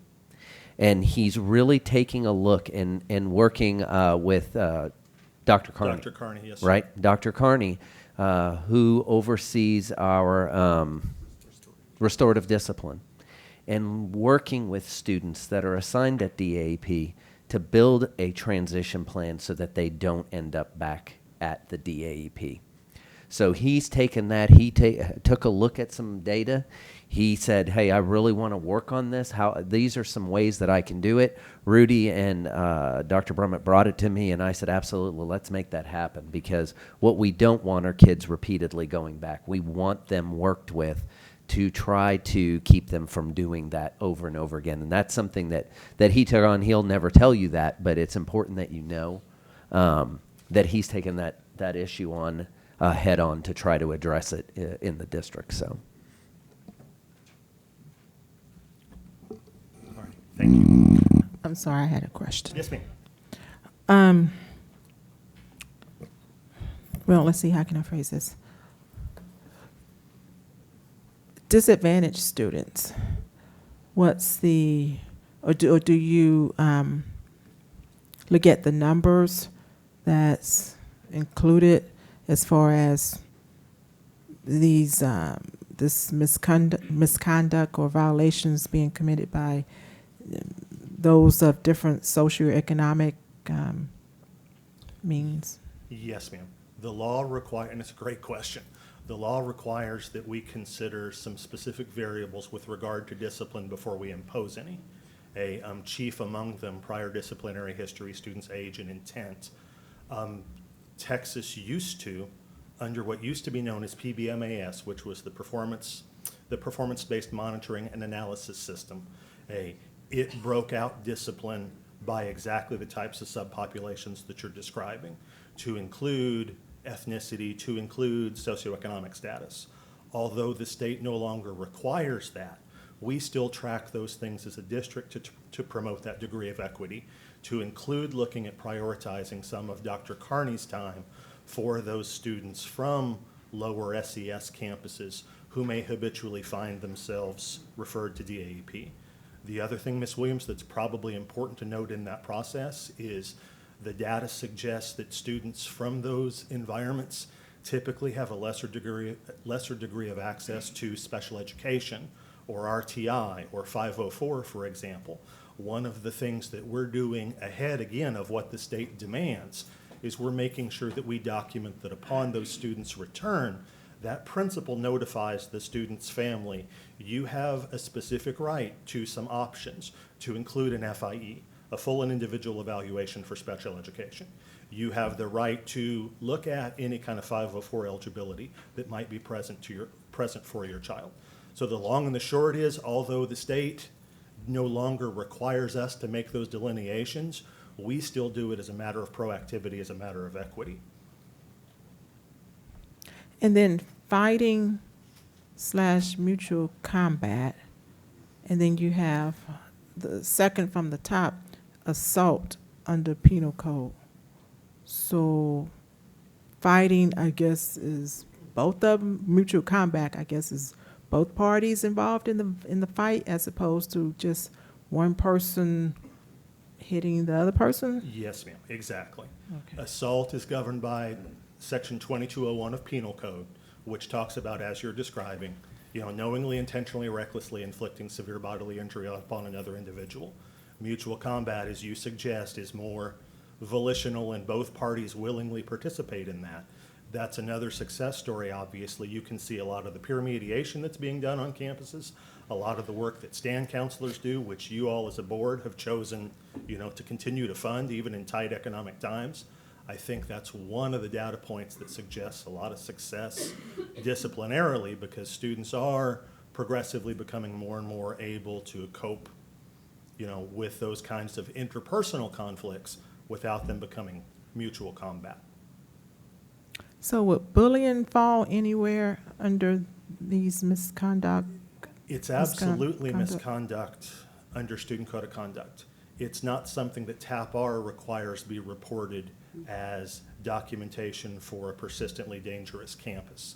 Obviously, we track all of that data, and again, we track that in excess, candidly, of what the state or the federal government require. The state simply requires that we do a report on which students allege they were bullying. Was that bullying ultimately corroborated? Yes or no? Check or X. We have coded it so that we can filter it down by, is a student being bullied or alleged to be bullied based on his or her ethnicity? Is that student alleged or corroborated to be bullied based on sexual orientation, for example? We've imposed those codes internally, and we have that as part of our reporting mechanism above and beyond what, frankly, even the federal government require. Thank you. Yes, ma'am. Any other questions? The program that Dr. Micah was speaking to, where you and Mr. Jimenez were looking at, and Mr. Carney at looking at a transition plan. Is that something that you feel like you could implement this school year, or is it something that probably it's implemented now? Yes, So can ma'am. you tell me a little bit about what that transition plan looks like? Absolutely. But the question I had before is, when did you recognize that there was this problem? Like, I guess the repeat when offenders. you start to break, and it kind of goes back to Ms. Williams' question to a degree, when you start to break down disparities or what appear to be disparities among campuses, one of the things I looked at, I'll use a former campus of mine as an example. When I broke down the volume of our discipline, it turned out that 16 kids were responsible for 56% of it. So those things are really misleading if you don't drill down to, micro student level data and how are you going to meaningfully affect those kids. So that's part, ma'am, of what kind of Okay. got the district and us started on that.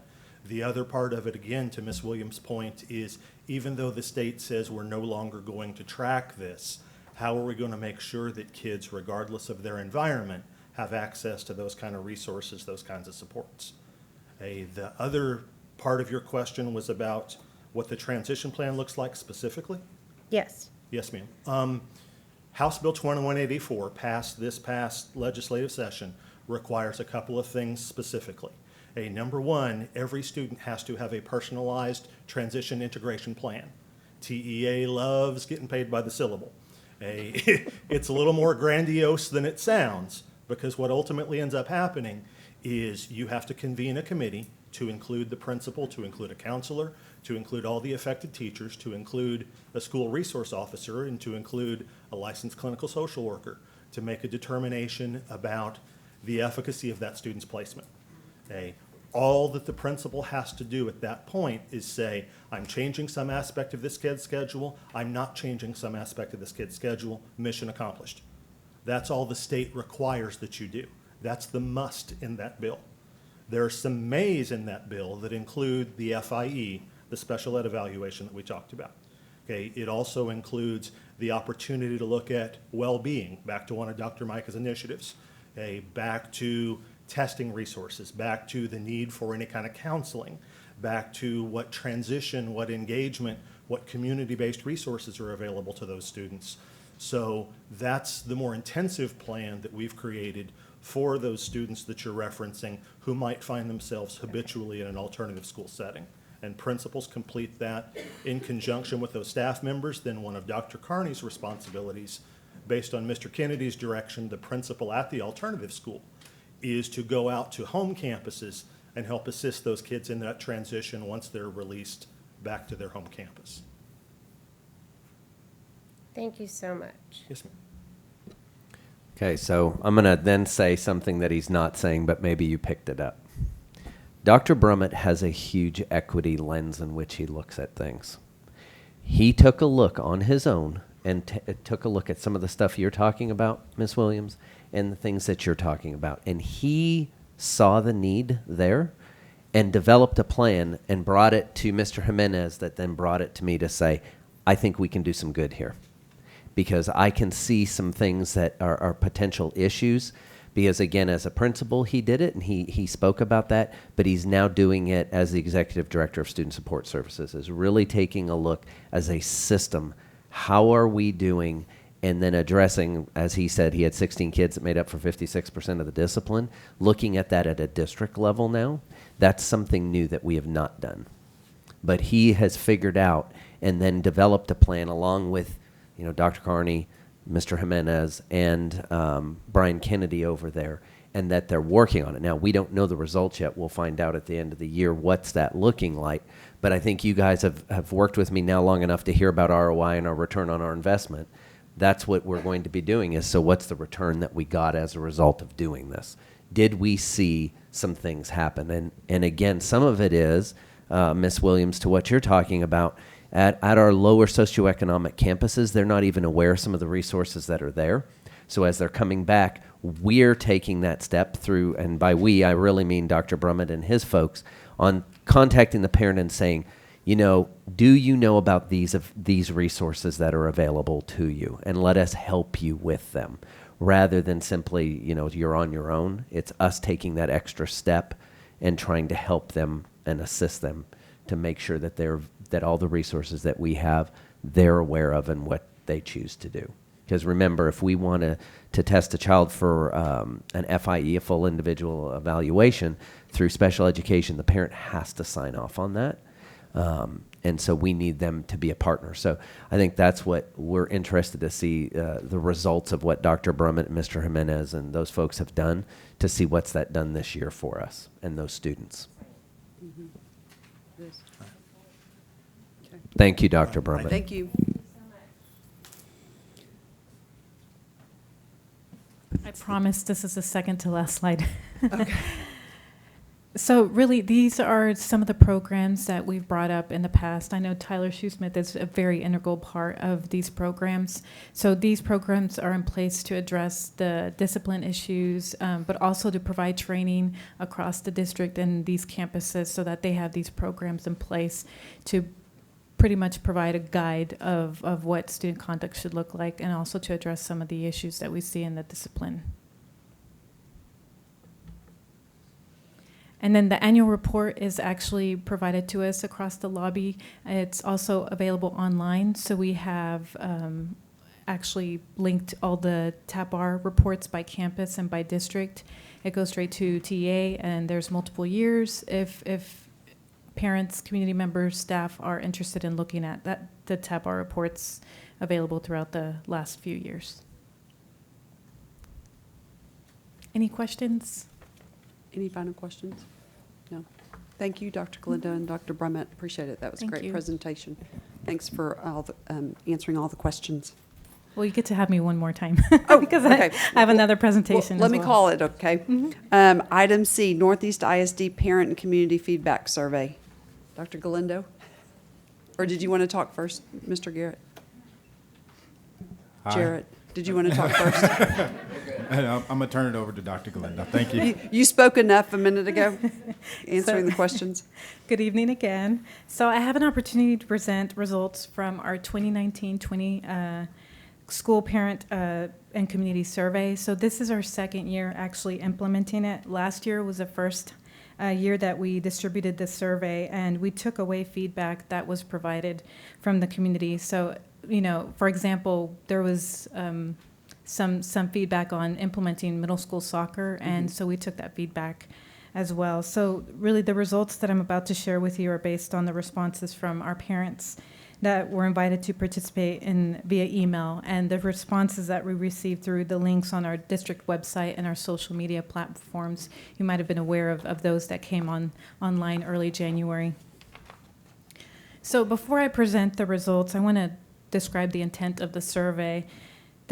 We really want to give a voice to our community, and that this is an opportunity for our parents in our community to provide some feedback. And so what we wanted to do was, the purpose of the survey was, what do parents and the community value the most?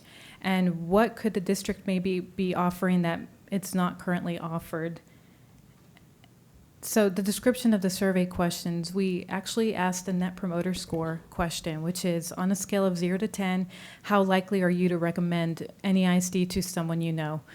And then we also asked some questions about whether or not the parents were familiar with some of the offerings that we provide district-wide, whether or not their student is interested or participates currently in extracurricular activities, and then also feedback on communication and preference types, social media preferences on how they obtain information, and also ranking of items within categories, which I'll talk a little bit about what those look like, and then the ranking of the overall categories.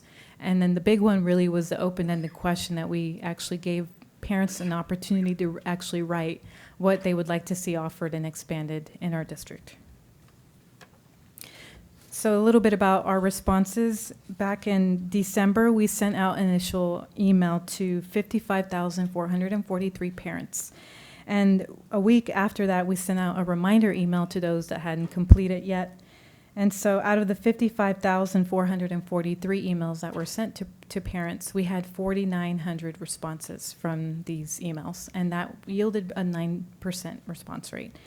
And so when you're looking at whether or not this is representative of our population or our parents to have students enrolled in our district, we actually really only needed 3,800 responses to actually say this feedback that we're gathering is actually representative of our parents.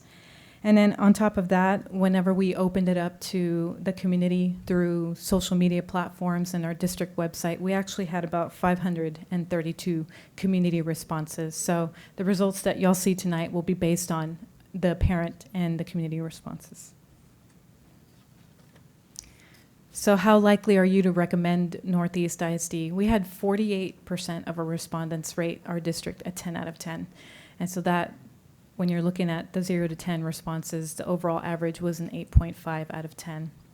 And I really wanted to show y'all last year's results because that basically increased by 1 percentage point, but that's still a win, right? 47% of respondents rated the district 10 out of 10, and the average still stayed at 8.5.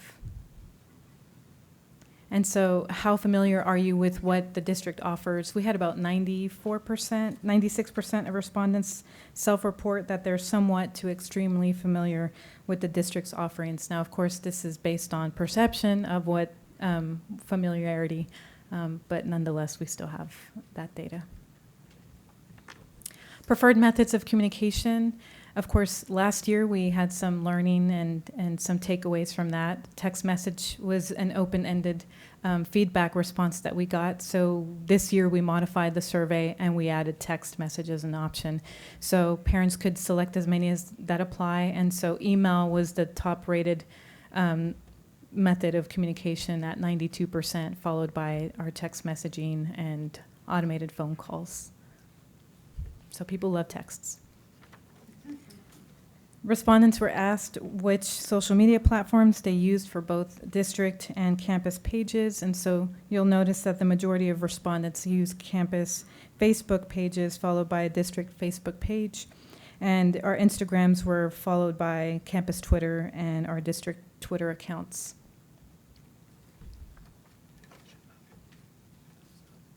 It's an increase, so that's good. People are following us. How often do they visit our campus and district websites? We had 25% of respondents visit campus websites at least once a week, while 26% of respondents visit district websites at least once a week. It'd be interesting to see how many times a day, and so there's some, modifications that we have some ideas in place for next year. But this is some good feedback, which majority of our parents are actually visiting our district webpage for information. So before I go into the ranking of the overall categories and the items, I wanted to show you an example of an item. This was an example of our staff facilities factors. And so what parents and community members could do is basically rank any of the items that they wanted to. They didn't have to. It wasn't required for them to rank all of them, and just drag and drop and rank the one that they valued the most as number one, followed by the rest of the rankings. So these were our categories ranked, and I'll tell y'all what the rankings were overall. But these were each of the categories that were ranked, and then within each of the categories had items within it, which I'll go into detail in a couple slides. But the first one was our staff and facilities, and this was the top one that was ranked last year as well, followed by school safety. That was ranked number 2 last year as well. And then the third one was academic offerings, which was ranked the 3rd last year as well. So going through the staff and facilities, which was the one that was ranked the most valued, within those were items that parents were also able to rank and what they valued the most, and then number 1 being quality of teachers, class sizes, and quality of administration, and there was no change in the way these were ranked last year. So parents still feel that quality of teachers, class size, and quality of administration is the top 3 that are valued the most within the staff facility category. School safety ranking, of course, this one was the second one that was ranked, and bullying prevention was the first one. Front entrance security and resolution of discipline incidents. There was a change. The police officer presence was ranked above resolution of discipline incidents last year, so there was a slight change. Metal detectors stayed in 5th place. And then our third was academic offerings, and so really there was no change in, surprisingly, in the 1 through 10 categories. AP was the top ranked one within this category, followed by STEAM and our fine arts. And then college and career offerings ranking, the top 3 were ability to earn college credits, CTEC, and then our magnet programs. And there was no change either to any of these rankings from last year. Our student service ranking, we had a top 3, which was social emotional learning, counseling services, and after-school programs. There was a change, but really it was a switch between our school choice and our health services. School choice actually bumped up 2 spots from the health services category. And then our parent community involvement ranking, what parents value the most is our PTA organizations, followed by our family specialists, and then our volunteer opportunities. And there was absolutely no change there. These were the top, that's how they were ranked last year as well. So our open-ended question, which was, what would you like to see offered or expanded? We had about 16 open-ended responses. And talk about coding, my qualitative peeps. And so these were the top themes. We had foreign language, which really parents want to see more variety and maybe start seeing some of that variety in elementary. Career and technical education, parents are unaware that many courses they're requesting. Maybe it's something that they don't really know that's being offered by our school district, so maybe that's a communication piece there. Our fine arts in elementary, which is interesting. They want to target more towards music classes during the school day, as well as extracurricular programs in elementary. And then campus safety, they stated themes as more campus officers, entrance security, and closed campuses, which I know some of these items we're already addressing. And then parents would also like to have more options for their children to participate in extracurricular sports programs in elementary. So really good feedback. So our next steps really is to share the results with our parents in the community. Obviously, we're sharing them here with you tonight, but we'd like to also share them, online with them. Also share the results with our district employees and departments that can take away the feedback and the information that we actually have. And then also evaluate the current programs that we have, considerations based on the community feedback that we obtained. And we also would like to refine the functionality of future surveys to be more mobile friendly. We got some great feedback, and you don't know what you don't know until people give you feedback. And so we've got plans to revamp a few of our survey items, make it more mobile friendly through our Qualtrics application. And that's it. Thank you for your time. I really appreciate it. Do you have any questions? Does anybody have any questions? So the thing about the mobile phone is what we asked them to do was drag and drop. Drag and drop. And what we've heard from the community is, could we do radio buttons to just click, or push, this is 1, and then my second tap would be 2, so that they don't have to click and drag. It's difficult on the phone. So they're looking at that. Do y'all have any questions? I won't say anything until you ask your questions. Then I've got an ending thing to put on there. David said I had a question. I only have one. He told me I only have one. I actually only have one. So this is parent and community feedback. This might sound silly, but so who's the community? Who's the community? Anybody that visits our website and our social media platforms. Facebook. So when we rolled this out in January of this year, anybody could basically participate in the survey and respond. So I could be in Italy and visit the website because I graduated from Northeast and I'm a community member. So it was basically open to anyone. So do we separate the parent from the community? So do we know out of those, out of that feedback, what percentage were parents and what percentage were just random community folks? We have breakouts of the results because in the community one, it actually has a drop-down box to identify who they are. So if they're, a former parent of a formerly enrolled student or they're just a community member, or a former student, we could identify based on what they responded in the community. And how do survey. we value, I'm sorry, this is 3 questions. And how do we put more value on the parent feedback or the community feedback, or is it just equal? I think it's important to look at the feedback holistically, but we also have the dashboards created that we can actually go in and filter out our community versus our parent surveys and responses, and I think it's good to take a look at everything, and then also kind of use the data in order to address whatever information you want to take out from it, especially district departments that do work with the websites or do work with the programs and the communication plans to the parents. And we also all that data, Miss Williams, it's all important. Not one is more important than the other. The thing is it helps us answer some questions that we have. So, for instance, they're saying that they're very aware of our offerings, yet they're asking for more CTE classes. Are they, because again, it's perception data, are they real? So then we have to dig deeper into that. Again, coming from the community, so it could be if Mr. Peterson and I took a gentleman on a tour of CTEC, he had no idea it existed there. And so, again, we take a look at the community part and kind of sit parallel to one another and start to ask some questions. So our parents are saying this, our community is saying that, because that gentleman has 2 families that live next door to him, and he said, man, I'm going to go back and tell them this. I didn't even know it existed. And so we then know we've got to do some work with equipping not just our parents, but our community members with knowledge as well. Because when people move in next door to each other, they're asking them So they can questions. help be our advocates. Correct. That is right. And they might be people that are shopping our district too. So it's And- important for us to right. understand what they want and what they want to see in our district. And that community member could have a child that's going to move into our area, and what are they going to say about the district? Thank you. Thank you.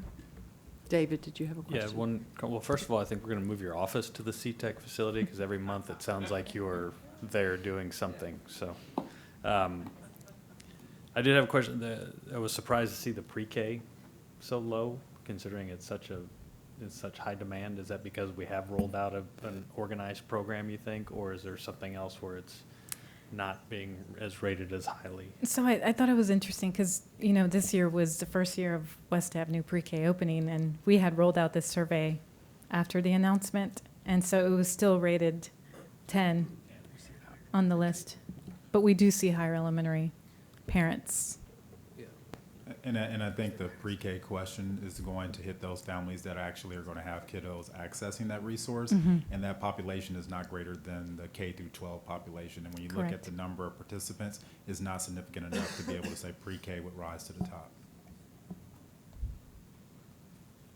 Anybody else? So I just, I'm sorry, but I'm going to take just a quick minute here just to let you all know that we're not done unpacking this. We did several things different this year. Dr. Galindo touched upon texting, and chime in here, but I think last year that was an open-ended response because we did not ask if text was a way they wanted to communicate. We got like 140, about 140 open-ended responses. See, now when we ask the question, would you like text? We got 62% of them to say yes. So even though, and in fact, Alex and I had this discussion, he said I was quite shocked by that number, but it shows that even with those maybe a low response rate of open-ended, that doesn't discount it. So we have to look at that. The other thing, when Dr. Galindo spoke about the net promoter rating, we still have an 8.5, right? And we got to 48. We did something again this year very differently. So we categorize respondents in 3 areas. So if you gave us a 0 to 6, we called you a distractor or a detractor. So that meant you're not for us. 0 to 6, that's pretty high standard, by the way. When then we said 7 to 8, you're a passive. You're not really for us, and you're not against us. You're kind of in between. And then we used a 9-10. So, and a 9-10 were our promoters. So for the 9-10s, those that responded, a 9 or a 10, we said, what are we doing great? to basically. What do you love about us? What do you love about us? Because what we want to do is make sure they continue to love us and that somehow we don't do something that would take them away. For those respondents that asked a 7 to 8 or answered a 7-8, we then followed up with the question, what's one thing that Northeast ISD could do to get one more point? And we got how many responses? Yeah, about Like- 1,500 overall. Yeah. when you That's a break lot them of out. responses, by Mhm. the way. But we're looking in that because here we have an opportunity to say, hey, you gave us this. What could we do just a little bit better that would take you over to a promoter? And so we're looking through through that. They gave me the 65 pages worth of these responses, and I read through them. And again, just kind of cursory, I haven't done a qualitative analysis, but you can kind of see some trends in there for us to start working on as a district. And so, so we're getting much more sophisticated with this instrument. However, the fact that for those of you that were here last year when we went over, there's not a whole lot of changes. And so this survey could look different moving forward. Maybe we don't administer the entire survey every year. Mm-hmm. We ask just portions of it and then give us some time to work on that feedback since it didn't change a whole lot. So we're working on it. I think you all know I put a lot of stock in listening to our community and what they're saying. And that survey has a lot of great information in there to inform some of the things that we have moving forward. So we're going to be using it, rolling it out to principals and sharing with them their information, but also taking a look pretty hard. And it's already changing some of the way we're doing it as Yeah. well. The biggest takeaway from our detractors and our passes really was communication. Mm-hmm. That seems to be an issue, not just district-wide, but the campus as well. Parents providing feedback that's really what they're seeking, Mhm. is communication. And it's interesting because that's what we're hearing from our students as Mhm. well when we meet with student voice, the communication piece. So thank you. Thank you very much. Thank you. Have a good night. Great presentation. Thank you. Item D, Census 2020, Mr. Villarreal. Yes, Madam President, members of the board, Dr. Mike, executive staff, and guests, I call on Deb Caldwell, our Director of Governmental Relations and Grant Writing, to the podium. Thank you, Madam President, members of the board, Dr. Micah, executive staff, and guests. Thank you so much for giving me some time tonight to talk about the 2020 census. It is so important. I'm going to go briefly through the importance of that, how the data is used, how it impacts public education, and importantly, for the members of the audience, what's to come with the 2020 census. So why is it important? In Congress, our Senate is 2 senators for every state, but our House of Representatives are based off of population. In 2010, when the last decennial census was taken, Texas did actually gain 4 seats in the House of Representatives. And because of the growth in Texas, some of that through births, but also through people coming and moving to Texas, we're expecting that we could gain as many as 3 more seats in the U.S. House of Representatives. Why is that important? Well, the more voices advocating for Texas is better. Those bills get passed that way. Census information is also used to distribute federal funding, and that's again based off of population. That census data will be used to draw congressional and state legislative districts. That's called redistricting. It will also potentially impact your boundaries as a school board and as well as voting precincts. There's some other items there. I won't go through each of them. It's very important that children are counted in the census. About 1 million children under the age of 5 were not counted in 2010.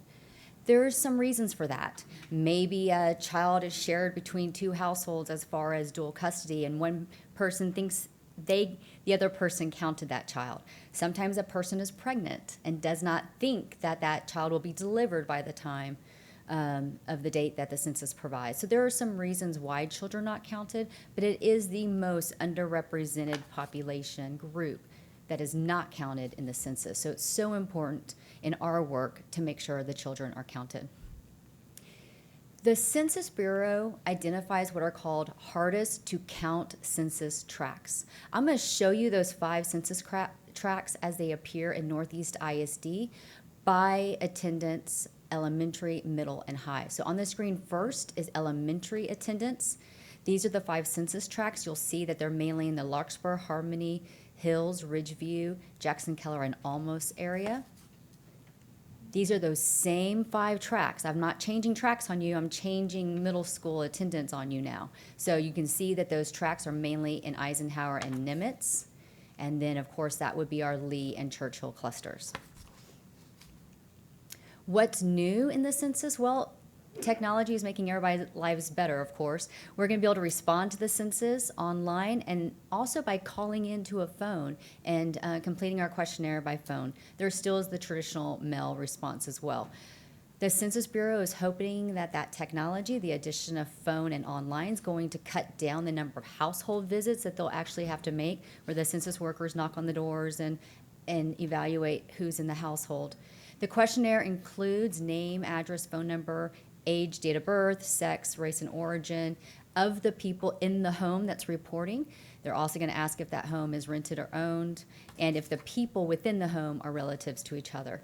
Important to note is all this information is covered in federal law by Title 13 confidentiality. No other departments of the federal government are actually allowed to use this information other than the Census Bureau.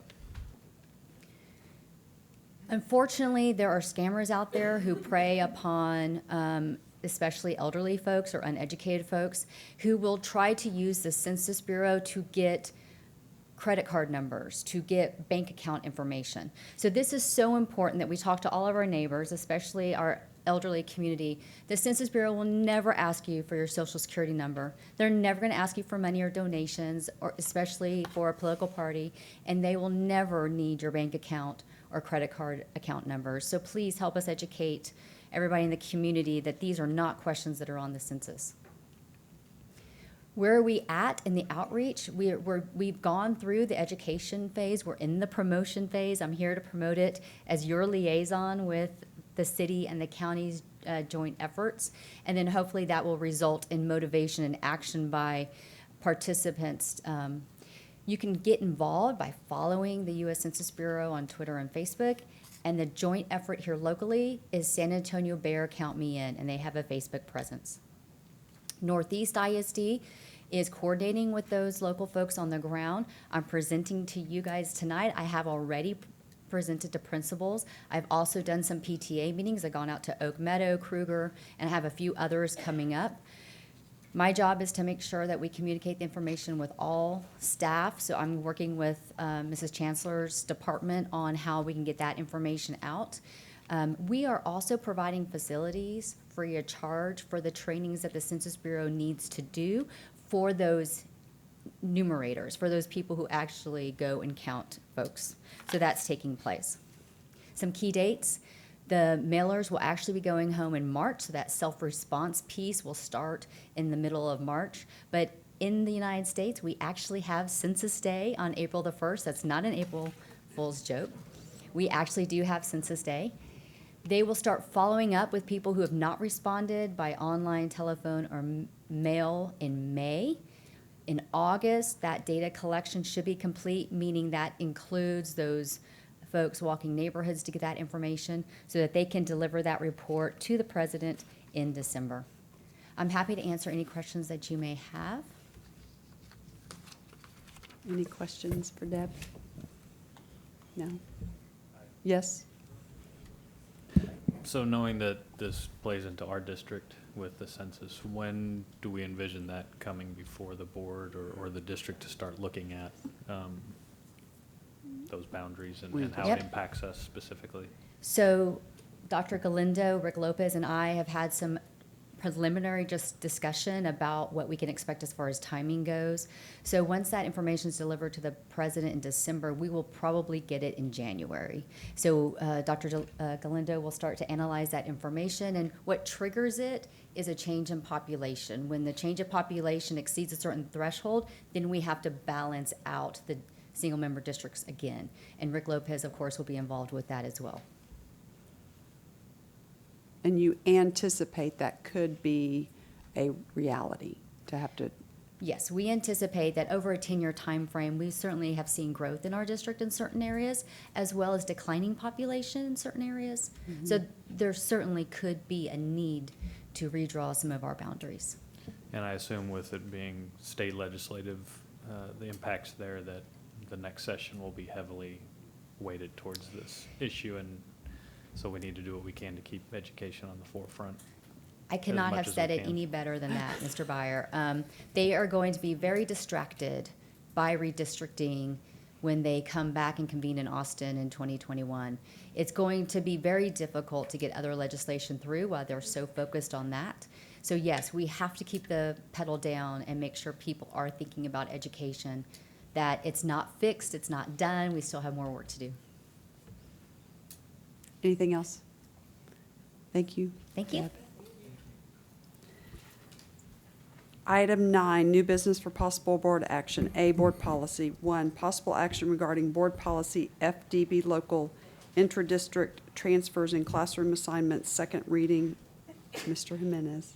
President Grona, members of the board, Dr. Micah, executive staff, and guests. During the January 13th board meeting, we discussed FDB local, which pertains to intra-district transfers, including employee child transfers. At that time, we asked that foster children be added to transfer eligibility as defined under children of district employees. We are requesting the Board of Trustees approve the second reading of the policy edition, and Dr. Brummett and I are available to answer any questions you may have about that. Any questions about second reading?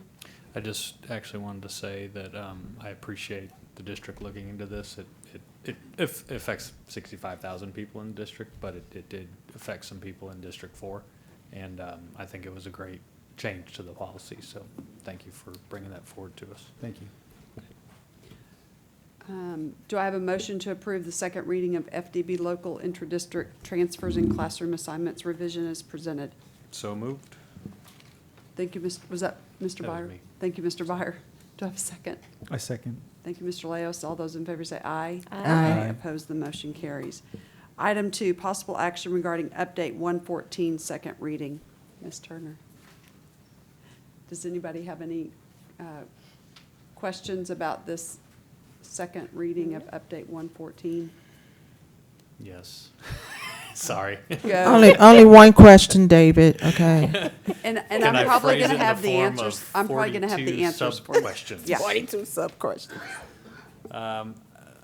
In going through this, and I apologize, in the first reading, we probably should have caught some of these things, but in going back through them, the second time around, fortunately, we had another couple of weeks to look at this. There were, in my opinion, a number of inconsistencies, might be the wrong word, but there were some things that needed to be questioned or vetted out possibly a little bit. They might be simple, but I think overall, there was a lot of, in every one of these policies, there's examples where we cross out a word or two, and then next to it is the exact same word or two.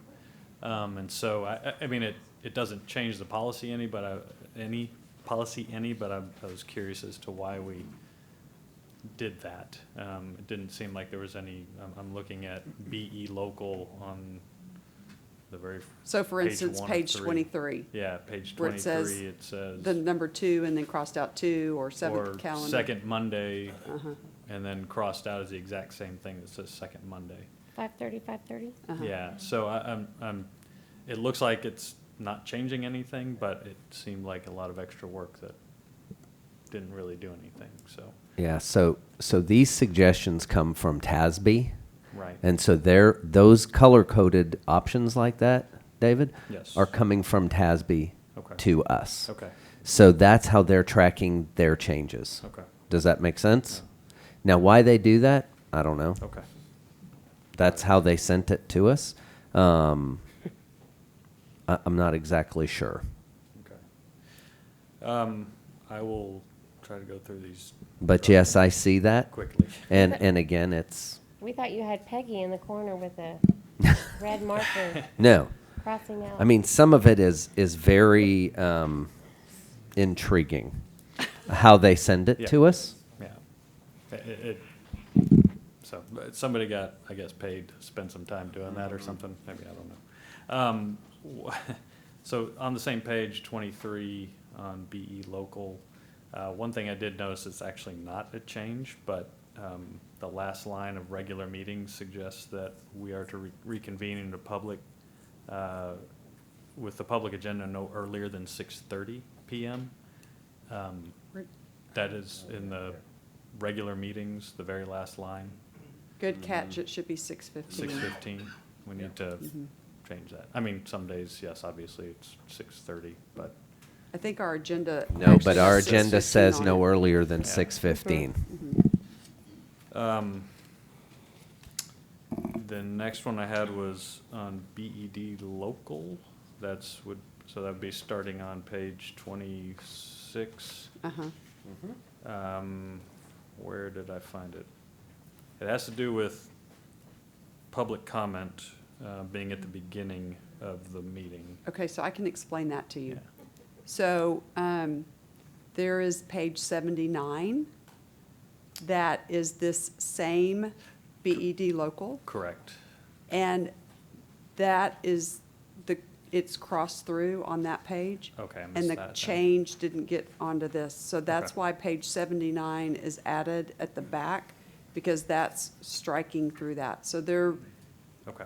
and there were several pages, like 79, 80, 81, where there were, you thought, oh, okay, why is that Similar. there? Because it's like the notes from, Chief McCampbell. yes, and it was like, Mr. this is Villarreal, high, yeah. this needs to be highlighted, the change. Right. So the change didn't get made over here in this policy. Okay. So they've included that to supplement this change? Yeah, so ultimately, those notes and everything are going to be. Correct. Put in there. So, Mr. Byer, I'll just say,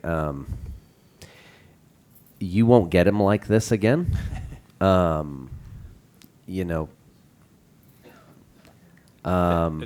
Right. Moving there forward. were some issues, Mr. Byer, that have been addressed. Ms. Turner and I have discussed it. And so what you would get is, instead of it being like you're getting it now, which is here, and then you have to flip down to page 79 to find the rest of it, it will be compiled into one with changes that we've adjusted. So TASB will have theirs, and then we will put ours in a different color so that you'll know who's making the change specifically, rather than now, which is highlighted and placed in a different area of your packet. And I appreciate that, and I think we all understood that. So. Yeah. But Yeah. flipping back and forth. No, I and missed the. it is, and cross-out. it was, as Ms. Turner and I were putting this packet together, we were making certain that we could address these questions. On CH local, which is page 33, I don't remember seeing any of the other policies, but on this one specifically, we crossed out designee for the superintendent in all situations, so that the way I read that is that it falls on you, Dr. Micah, for everything? Okay, so there is no need to appoint a designee for this? That's why you pay me, Mr. Byer. Got it. On page 36, which is CKE local. 36. Page 36. The bottom of that page, I read it 3 times and made absolutely no sense to me whatsoever. So again, Mr. Byer, so let me explain this to you. So the 1-1, and then it goes 1 again. This is all one block. So it should read, district police officers shall have the authority to protect the safety and welfare of any person in the jurisdiction of the district and protect the property of the district. Continuing, this is not a new paragraph. Enforce all laws, including, do you see? Got it. So it all runs together. Okay. Then 2 becomes arrest suspects, consistent. Got it. Make sense? Yes. That's how it flows together. Okay. I had a hunch that might be it, but I still. Nope, I'm glad couldn't you make asked the sense of question. that. Sorry, give me 1 second. We all caught the same thing.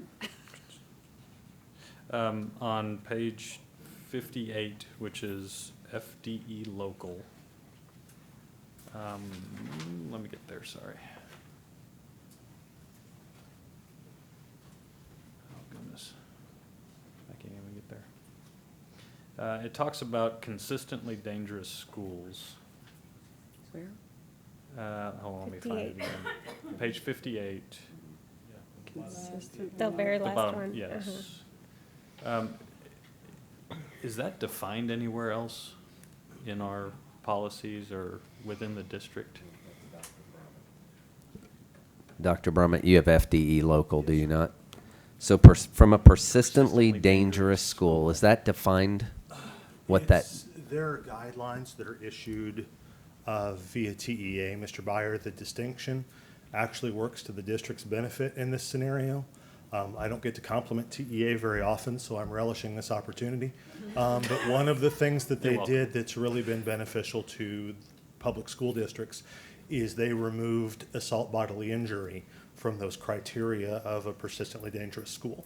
So the remaining, the aggravated, not that assault is acceptable, Right. but that is no longer a mandate via which a student would be eligible for a transfer to another campus. Okay. Okay.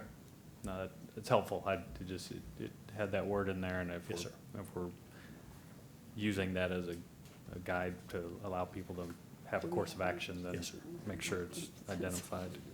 In essence, the transfer restriction got more restrictive rather than less. Got you. Okay. Thank you. On page 60, the FFAA local, Wellness and Health Services, I think what I'm hearing is that similar to what we just talked about, where it didn't really make a whole lot of sense. It just kind of starts with the word program. I think actually it's. It does it start over there starts prior to over on the participate? left, prior Okay, to I got it. participating. I thought that was part of the heading, It, so, I'm not sure why they do that, but that's how they add that verbiage is over under that. yeah. And then the other thing, this is just more, again, this is not a change, but why do we single out elementary schools for detection of lice and not middle school or high school? It says a school nurse or administrator who discovers or becomes aware of that child enrolled in a district elementary school has lice shall provide written or electronic notice to parents within the timeframes prescribed in law. But I do know that it has happened at the middle school level, Yeah. unfortunately. Yeah, so, Yeah, Mr. that's not Villarreal, part do of we the- have the somebody from Health change, but- Services that can address that piece on FFA local with notice of lice? Yeah, I'm not Yeah. sure why it just didn't include middle or high. I need to talk to Maria Perez about that. Okay. Yeah, I don't know. That was That just one- something I noticed. Yeah, Maybe no. something to look into, not anything that hinges Mhm. on this decision tonight, but. I'm not sure why they changed it. And then finally, my last one is, I guess, FFB local, the last two don't show any changes, but they're in our packet. Or those are pages 61 and Mhm. 62. Or Then- 61, 62, 63. Then there were no changes to them, Mr. Byer. They just stay in check. That was just a complete pack of all the different Yeah. policies with no changes at that Okay. point needed. I'm done. Good job. You're Hey, welcome. those, honestly, Mr. Byer, great Good question. questions. I'm were. glad that you went through it Yes. and have those questions. So I apologize for not doing that 2 months ago when we first had the reading, but Good. we get it now. Yeah. Anybody else have any questions? No questions. Okay. All right. Seeing none, do I have a motion? Where's the? To approve second reading. Lost my agenda item. That's bad, right? It's page 16. I think I just have to scroll.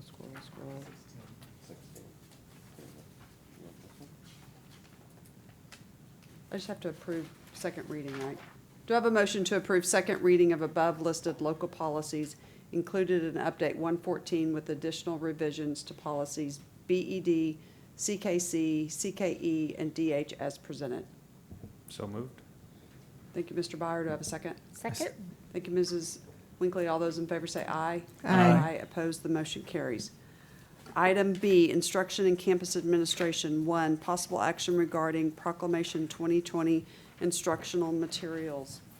Mr. Jarrett. Madam President, Dr. Micah, members of the board, executive staff, and guests. At this time, I would like to ask Colleen Barman to come forward and to review the presentation over the Proclamation 2020 instructional material adoption. Good evening. Hello. Good evening. Tonight, we're going to talk about Proclamation 2020, and that's our instructional materials allotment, selection, and adoption. So before we get started, I want to take you back just a little bit. So in 2011, At the time, the legislators made a big change. And they said, we're not going to handle and purchase textbooks at the state level. The state used to buy all of our textbooks. We didn't pay a thing. But what we found out, that there was a problem. When they bought the materials, it didn't necessarily match our students' needs. So at that time, the state changed our process. So with that change, it really provided the districts an opportunity to purchase materials. We had more choice, we had more control over the materials. It's a good thing they gave us that choice, but it's also a big task. It's something that we take seriously and we put procedures in place because we want to be sure the materials we purchase are in the best interest of our kiddos. So let's take a look at the adoption cycle and proclamation. The state board organizes adoption cycles to ensure that materials are reviewed about every 8 years. What you're getting ready to see is every 9 years, this adoption here. The adoption cycle typically coincides with the adoption of new or revised TEKS. Our secondary TEKS were adopted in 2017, so we're a little bit behind, but it also gives us time to look deeply at the TEKS. Finally, the state board solicits bids for materials and they issue a proclamation. So the proclamation is always named in the year you purchase the materials. So our proclamation tonight is Proclamation 2020. So what does 2020 proclamation include? It's our 9 through 12 English language arts. We lovingly refer to ELAR, so if you hear me say that, that's what it means. It also includes our ESOL, our second language for 9 through 12. Within Northeast, we have always adopted our AP textbooks along at this time period. Those are important to us. 9 through 12 journalism is part of our ELAR. And then this year, we also looked at some digital resourcing, the TEKS resource system for our teachers. So what are the procedures? How do we do this? We have a district team that looks at the materials, and we look at the materials. The team ensures that the selected materials match our TEKS and make sure they match our TEKS. The Board of Trustees, your job is to select the materials in an open meeting. Thus, we're here tonight. So our legal policies that guide this, EFA and CMD. EFA, of course, is the instructional side, and CMD is the business side of how this works. So who is that district level team? The names are listed up on the board there, on the board. Thank you. The screen. Thank you, Dr. Newman. It's a little late on the screen. The names at the top are people that stay on that committee year after year after year. Mary Alex from Grants Administration, Jimmy Ramos from Textbooks, Joette Rios from CNI, Assistant Director for Digital Learning. And then the other part of the team, we rotate according to the proclamation. So tonight with us, we have Joette Rios who's here tonight with us. We have Susan Diaz, Joseph Johnson, who does journalism, Jennifer Aguilar, and Carrie Halpert from ELAR, or from ESOL. So they're part of our district team. So what's the procedure? How do we do this?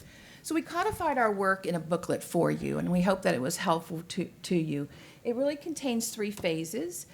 We want to be sure we have multiple stakeholders, and our job is to ensure and to verify that the standards are aligned with the TEKS, with the ALPS, and the College and Career Readiness standards. Then we kind of get into the work, right? The work began last year, July. So it's almost a year-long process that this takes for us to do this work. The phase 1 is really about the structures for the review to happen. We notify publishers, establish campus representatives for the committee, create rubrics, train the committee, and we conduct publishers' hearings. Phase 2 begins in January and February, and that's where we really do that deep dive into the evaluation of the materials. Our teams work, they evaluate the digital components, they look at all the content to be sure that it's aligned, and then we ask our committees for their recommendation. And then it moves us to phase 3. That's where we are right now. We just finished the negotiations. We finalized our recommendations to you. The district level IMA team is making these recommendations tonight. We're presenting them to you. If you approve, then we move forward with the next steps with purchase of materials. We put it back into our alignment with our program, with our curriculum program, and then we start training the teachers. So tonight, what we're looking at is our approval for Proclamation 2020. In your book, it has the exact materials that we're purchasing. We're looking at the McGraw-Hill publisher for our 9 through 12. The amount is there, listed on the screen. For our AP materials too, we're looking at the McGraw-Hill and Cengage. And for our ESOL, ILIT materials, which are digital product that we're currently using, that we like that product, and we can continue with that. And our journalism is from Goodhart Wilcox. Our resources that we're looking at online, like we talked about, are our K through 12 TEACS resource system for a total of $4,831,091.26. Our budget is $5 million for this proclamation, so we came in right where we wanted to sit. We'd like to come in under a little bit. We do a good job with our seat counts, but we'll always do a little cleanup. We'll find that, we need to order more fourth grade materials. We need to order more AP. So that amount, just coming right under $5 million, allows us to do that on the cleanup end. Questions for tonight? Our team's here. Questions for Ms. Borman, or? I do have one question. And the amount that you're purchasing, that includes class sets as well as sets for students? Yes, ma'am. Each, I'm going to refer you to your booklet. If you go to page 2, on the summary page, it'll tell you for each adoption what we're looking at. Under the 9 through 12, we're looking at class sets with a hardcover and digital access for class sets also for journalism as well. So with this adoption, we're looking at class sets for our high school. That's the feedback that we receive from our teachers, our administrators, our kiddos, that class sets work for them. But what we like is we have a little bit of a cushion. If we find that there's a need for additional books, we're able to purchase that. With this purchase, we do build in a 15% cushion. So if we need to have, someone needs, maybe some of our special ed might need to have 2 books. They have one at home and one at school. So that's built into that. But this is based on class sets, this adoption this year. Okay. Anybody else? This may be unrelated, but does do we have any plans, or is this in any way related? And I knew earlier, or found out listening to information, that TEA approved African American Studies as an innovative course, I guess. I know that doesn't relate to, TEACS. Right. But would that be offered at any time? That doesn't have anything to do with the proclamation. That Right. would go through our course convention, which would happen typically in November, if we would offer that course. Okay. And I'll just say, on the innovative course side, this next year, school year, it'll go into effect as an innovative course. If the state adopts it as a standalone course, and then at that point, we will come back as a group and decide if that's a course that we need to offer at our schools and which schools we'll offer it at. Thank you. Mr. Byer? I can just see the look on your face. It's coming. The wheels are turning. The TEACS resource system, the K through 12, that's the online or the digital resource. Is that a resource just for teachers to help with their part of this, or are Yes. students able to access that as well? Teachers. Just teachers, okay.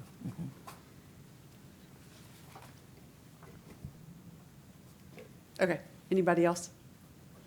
Okay, do I have a motion to approve the 2020 proclamation instructional materials purchases as presented by the 2020 District Level Instructional Materials Committee, and certify that all students will be provided with instructional materials that cover 100% of the Texas essential knowledge and skills? So moved. Thank you, Mr. Leos. Do I have a second? Second. Thank you, Mrs. Williams. All those in favor say aye. Aye. Aye. Opposed, the motion carries. Thank you, Ms. Borman. You're welcome. Thank you. Item C, consent. 1, business services. A, donations. B, 50,000 purchases. 2, operations. A, 2020 annual construction prevailing wage rates approval for Northeast ISD construction programs. B, professional services contracts, construction contracts, and related contract amendments supporting the 2015 bond design and construction requirements. 3, minutes from January and February 2020. 4, end of consent. Do I have a board member wishing to pull an item from consent? I need the 50,000 purchases. Same.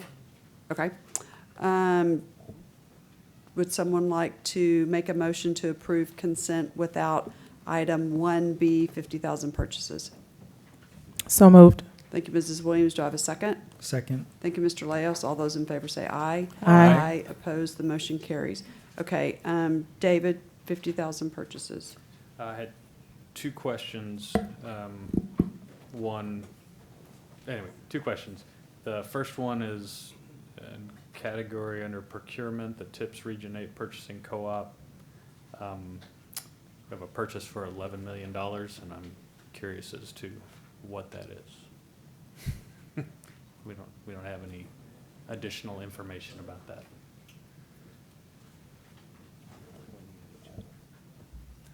Good evening. So that particular item there, 11 million, the district has already spent $2 million. And what you see the remainder is the amount we have in line item 3 for the 2011 bond election for the technology package. This represents the third and final large instructional technology project, which deals with stationary classroom technology, specifically classroom projectors. So we're negotiating right now, but we wanted to go and get the board's approval because that's how much we have left remaining in the bond should we need to spend it all. Okay, so that is related technology component. That is correct, Okay, yes, sir. okay, I was not able to garner that from this. And then the second one is also related to technology, where it talks about the structured cable for the campus fiber plants. That is correct. And that is related to, I know we approved, was it in January? We approved something Last month. related to the network fiber. Yes. That is So correct. was this something that was part of that, or is this a change order that came up? Not a change order, just additional work similar in nature. Okay, all right, that's all the questions I had. Okay, thanks. Ms. Winkley? Yes, mine was a question on the attachment. I was curious to know the Steinway Piano Gallery, who is receiving new pianos? Oh.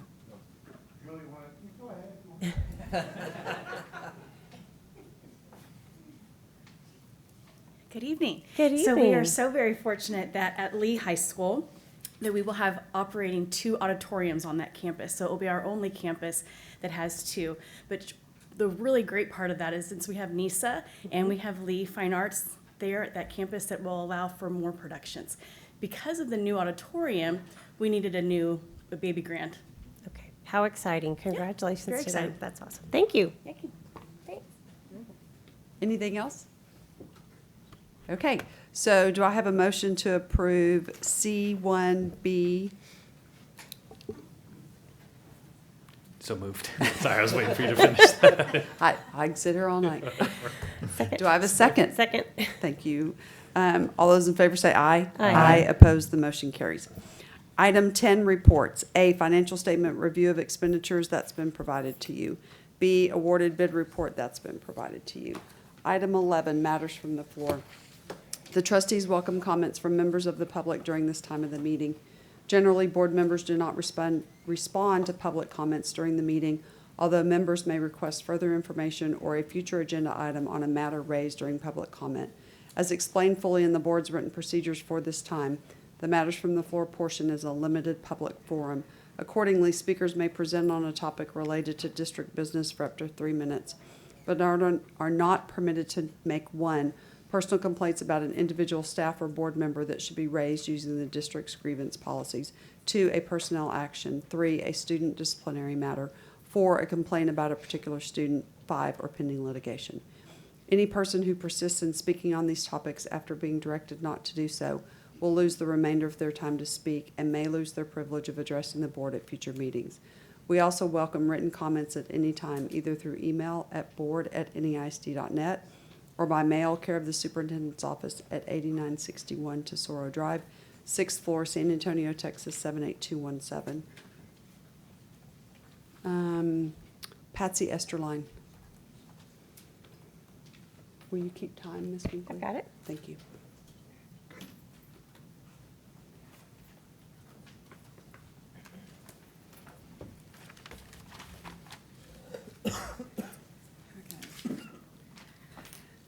Good evening, President Grona, board members, Dr. Micah, executive staff, and guests. My name is Patsy Esterline.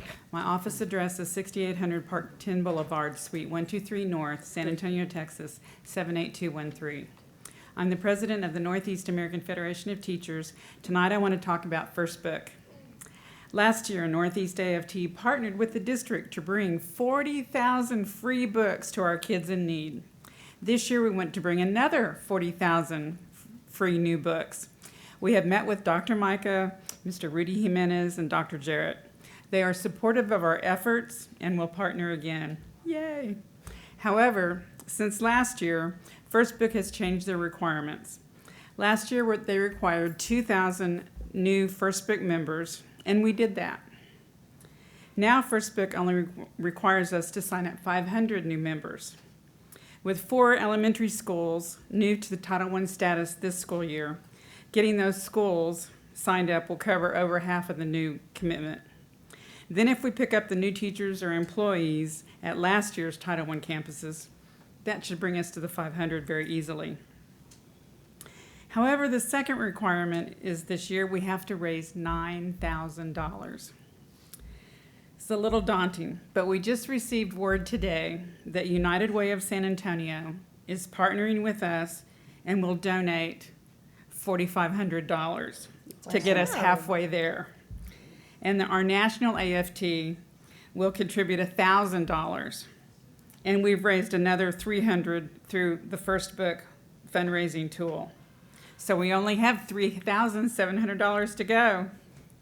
First Book has a fundraising tool, and I set up a website, and it is support.firstbook.org/fundraiser/26-03624.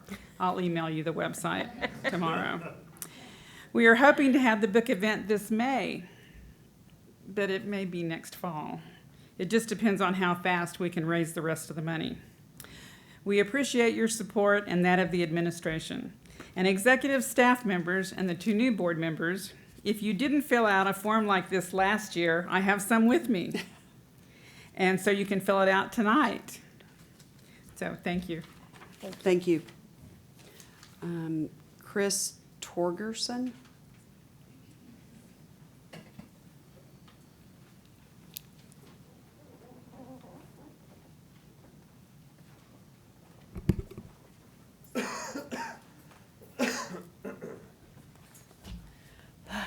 Hi there.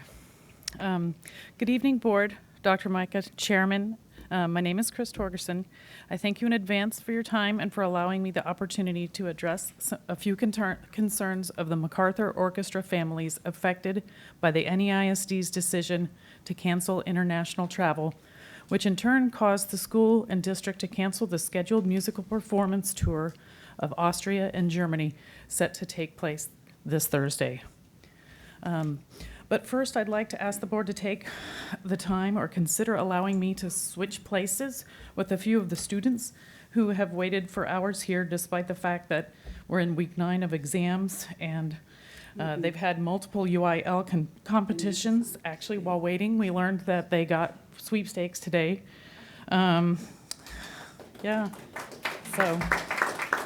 So just so they could be heard about the emotional and financial commitment they made since last year to represent NEISD as an ambassador for the Macarthur Orchestra on a 10-day performance tour set to depart, as I said, this Thursday. They would have needed to sign up to speak. They did. Oh, okay. Yeah, but I'm just asking if we could let them go first. Oh. So that they can go home because they have exams. Okay, all right. If that's all right. So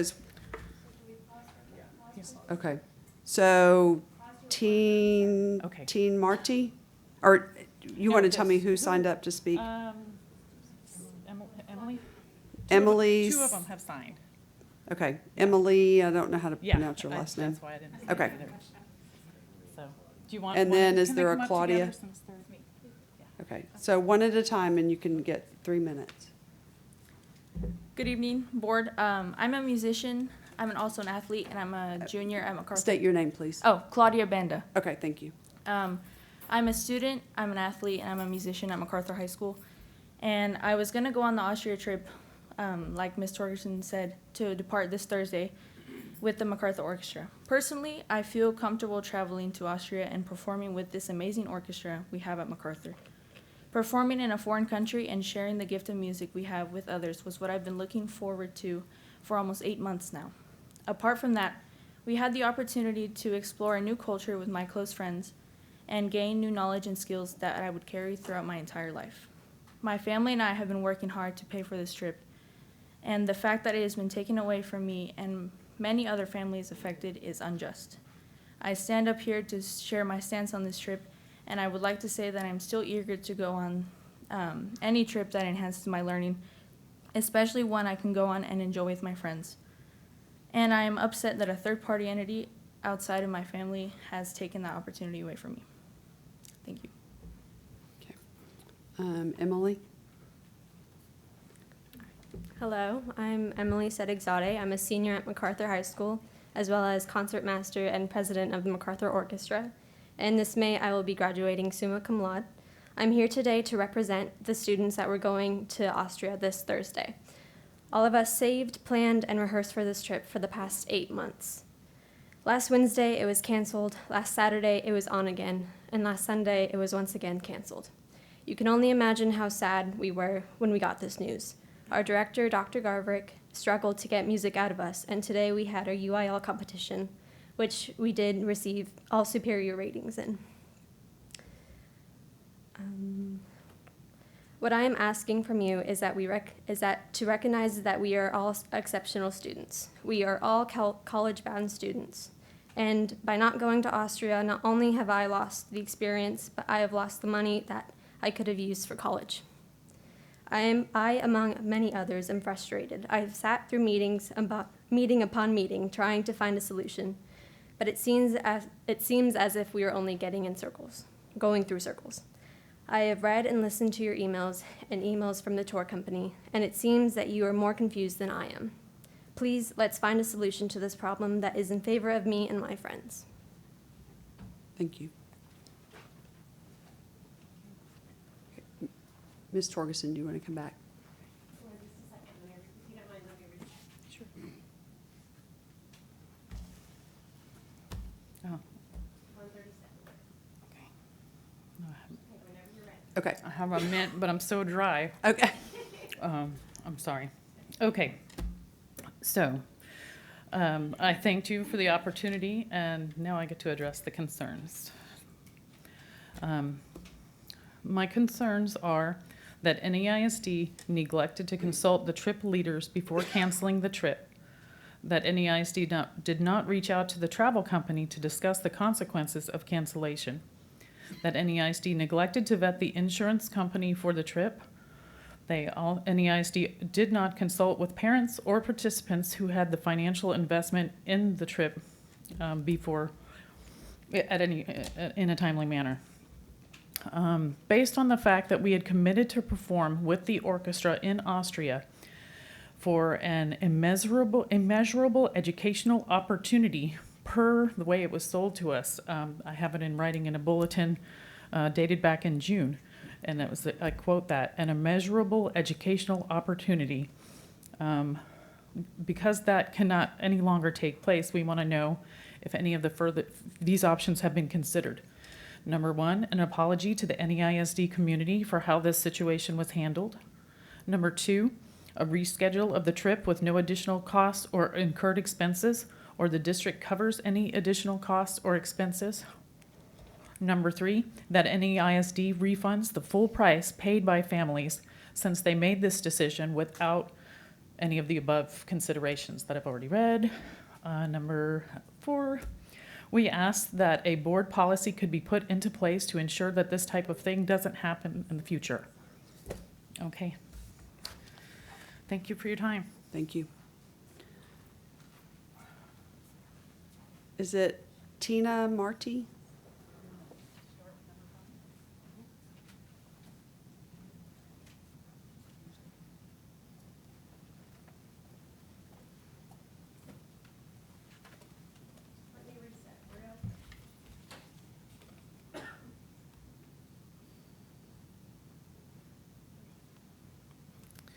Number 5, we call for NEISD to Will immediately. you please state your name for the record? Sorry, Tina Marty, M-A-R-T-I. Thanks.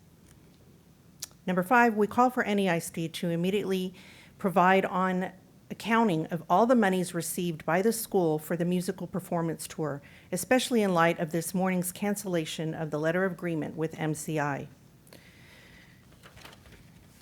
I would like at this time to ask permission to pass out to the board a letter that we wrote to them. You can hand it to Ms. Turner right there.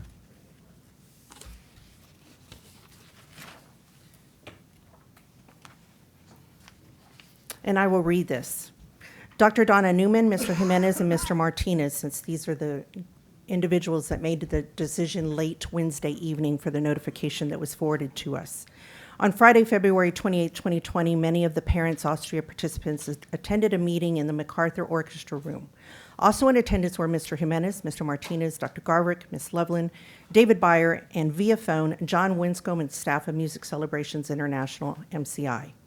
Parents in Austria participants were informed that the March 5th trip could not go forward unless a sponsor, other than NEISD, assumed the role and responsibility by noon on Monday, March 2nd. A few Parents Austria participants are in possession of the attached February 28, 2020 letter from Mr. Martinez stating in part the orchestra trip has been canceled. However, the letter was not addressed nor copied to MCI. Yesterday was a scheduled final Parent Austria participants meeting at 4:30. Near the end of the 3-hour meeting, the group was first made aware that neither Dr. Garwick, Ms. Loveland, Mr. Makshagema, nor Ms. Solano, all NEISD employees, would be going on the orchestra trip even under sponsor other than NEISD. There were several Parents Austria participants who expressed hopes to go on the trip on March 5th. Last night after the meeting, Dr. Garwick informed a few of the parents that she did not believe she could release the travel documents and would not be available to meet again until Tuesday evening. Please note that that is after the date that the travel company gave us. Currently, it appears an impasse has been reached as to NEISD's offer to transfer sponsorship, and NEISD is responsible for letting all parties know.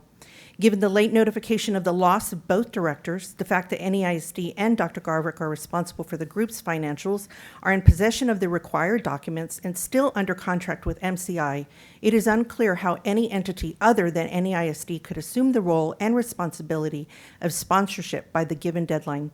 Therefore, the potential resolution of finding sponsors other than NEISD is untenable. One can only assume that NEISD offer was nothing but an attempt to transfer responsibility and liability for their unilateral and unsupported decision that affected all parents and Austria participants. I'm sorry, your time is up.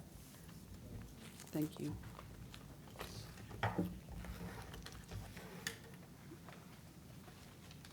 Vienna Gerlach.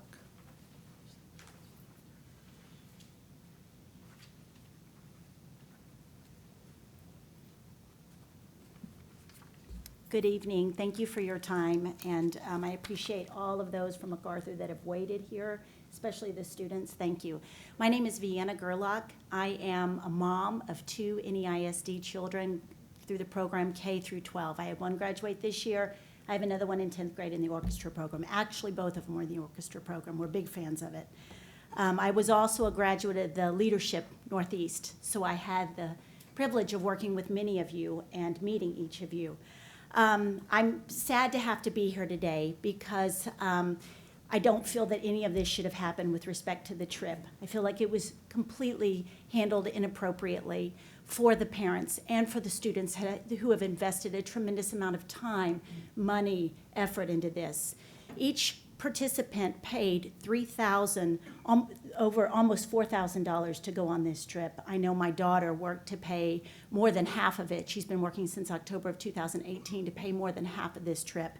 We have received no feedback from the district in terms of what's possible, other than a letter that went out this morning that says they're working to get the largest refund for us possible. And that just went out this morning. So I'm going to finish reading the letter that Mrs. Marty had started. And she had started with that paragraph. One can only assume that NEISD's offer was nothing but an attempt to transfer responsibility and liability for their unilateral and unsupported decision that affected all parents/Austria participants.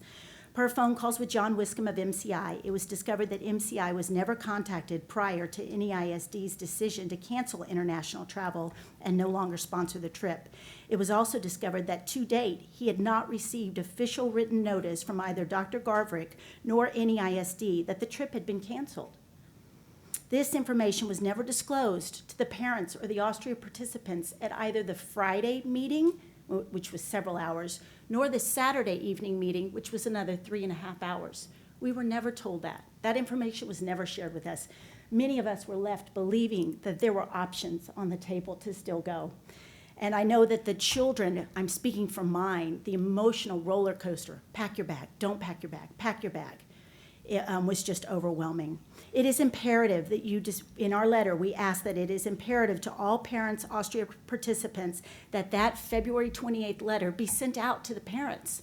The letter that Mr. Martinez had drafted on Friday stating that the trip had been canceled, but that letter had never been sent to the parents or the participants. They didn't know. They went into the meeting and had no idea that this had taken place. Please provide copies of information for the NEISD person that the parents, Austria participants can contact with questions or concerns. And I think that's supposed to say contact information. We want the parents to have someone that they can contact, that they can get answers from. We want information disseminated to these parents. Thank you for your time. Thank you.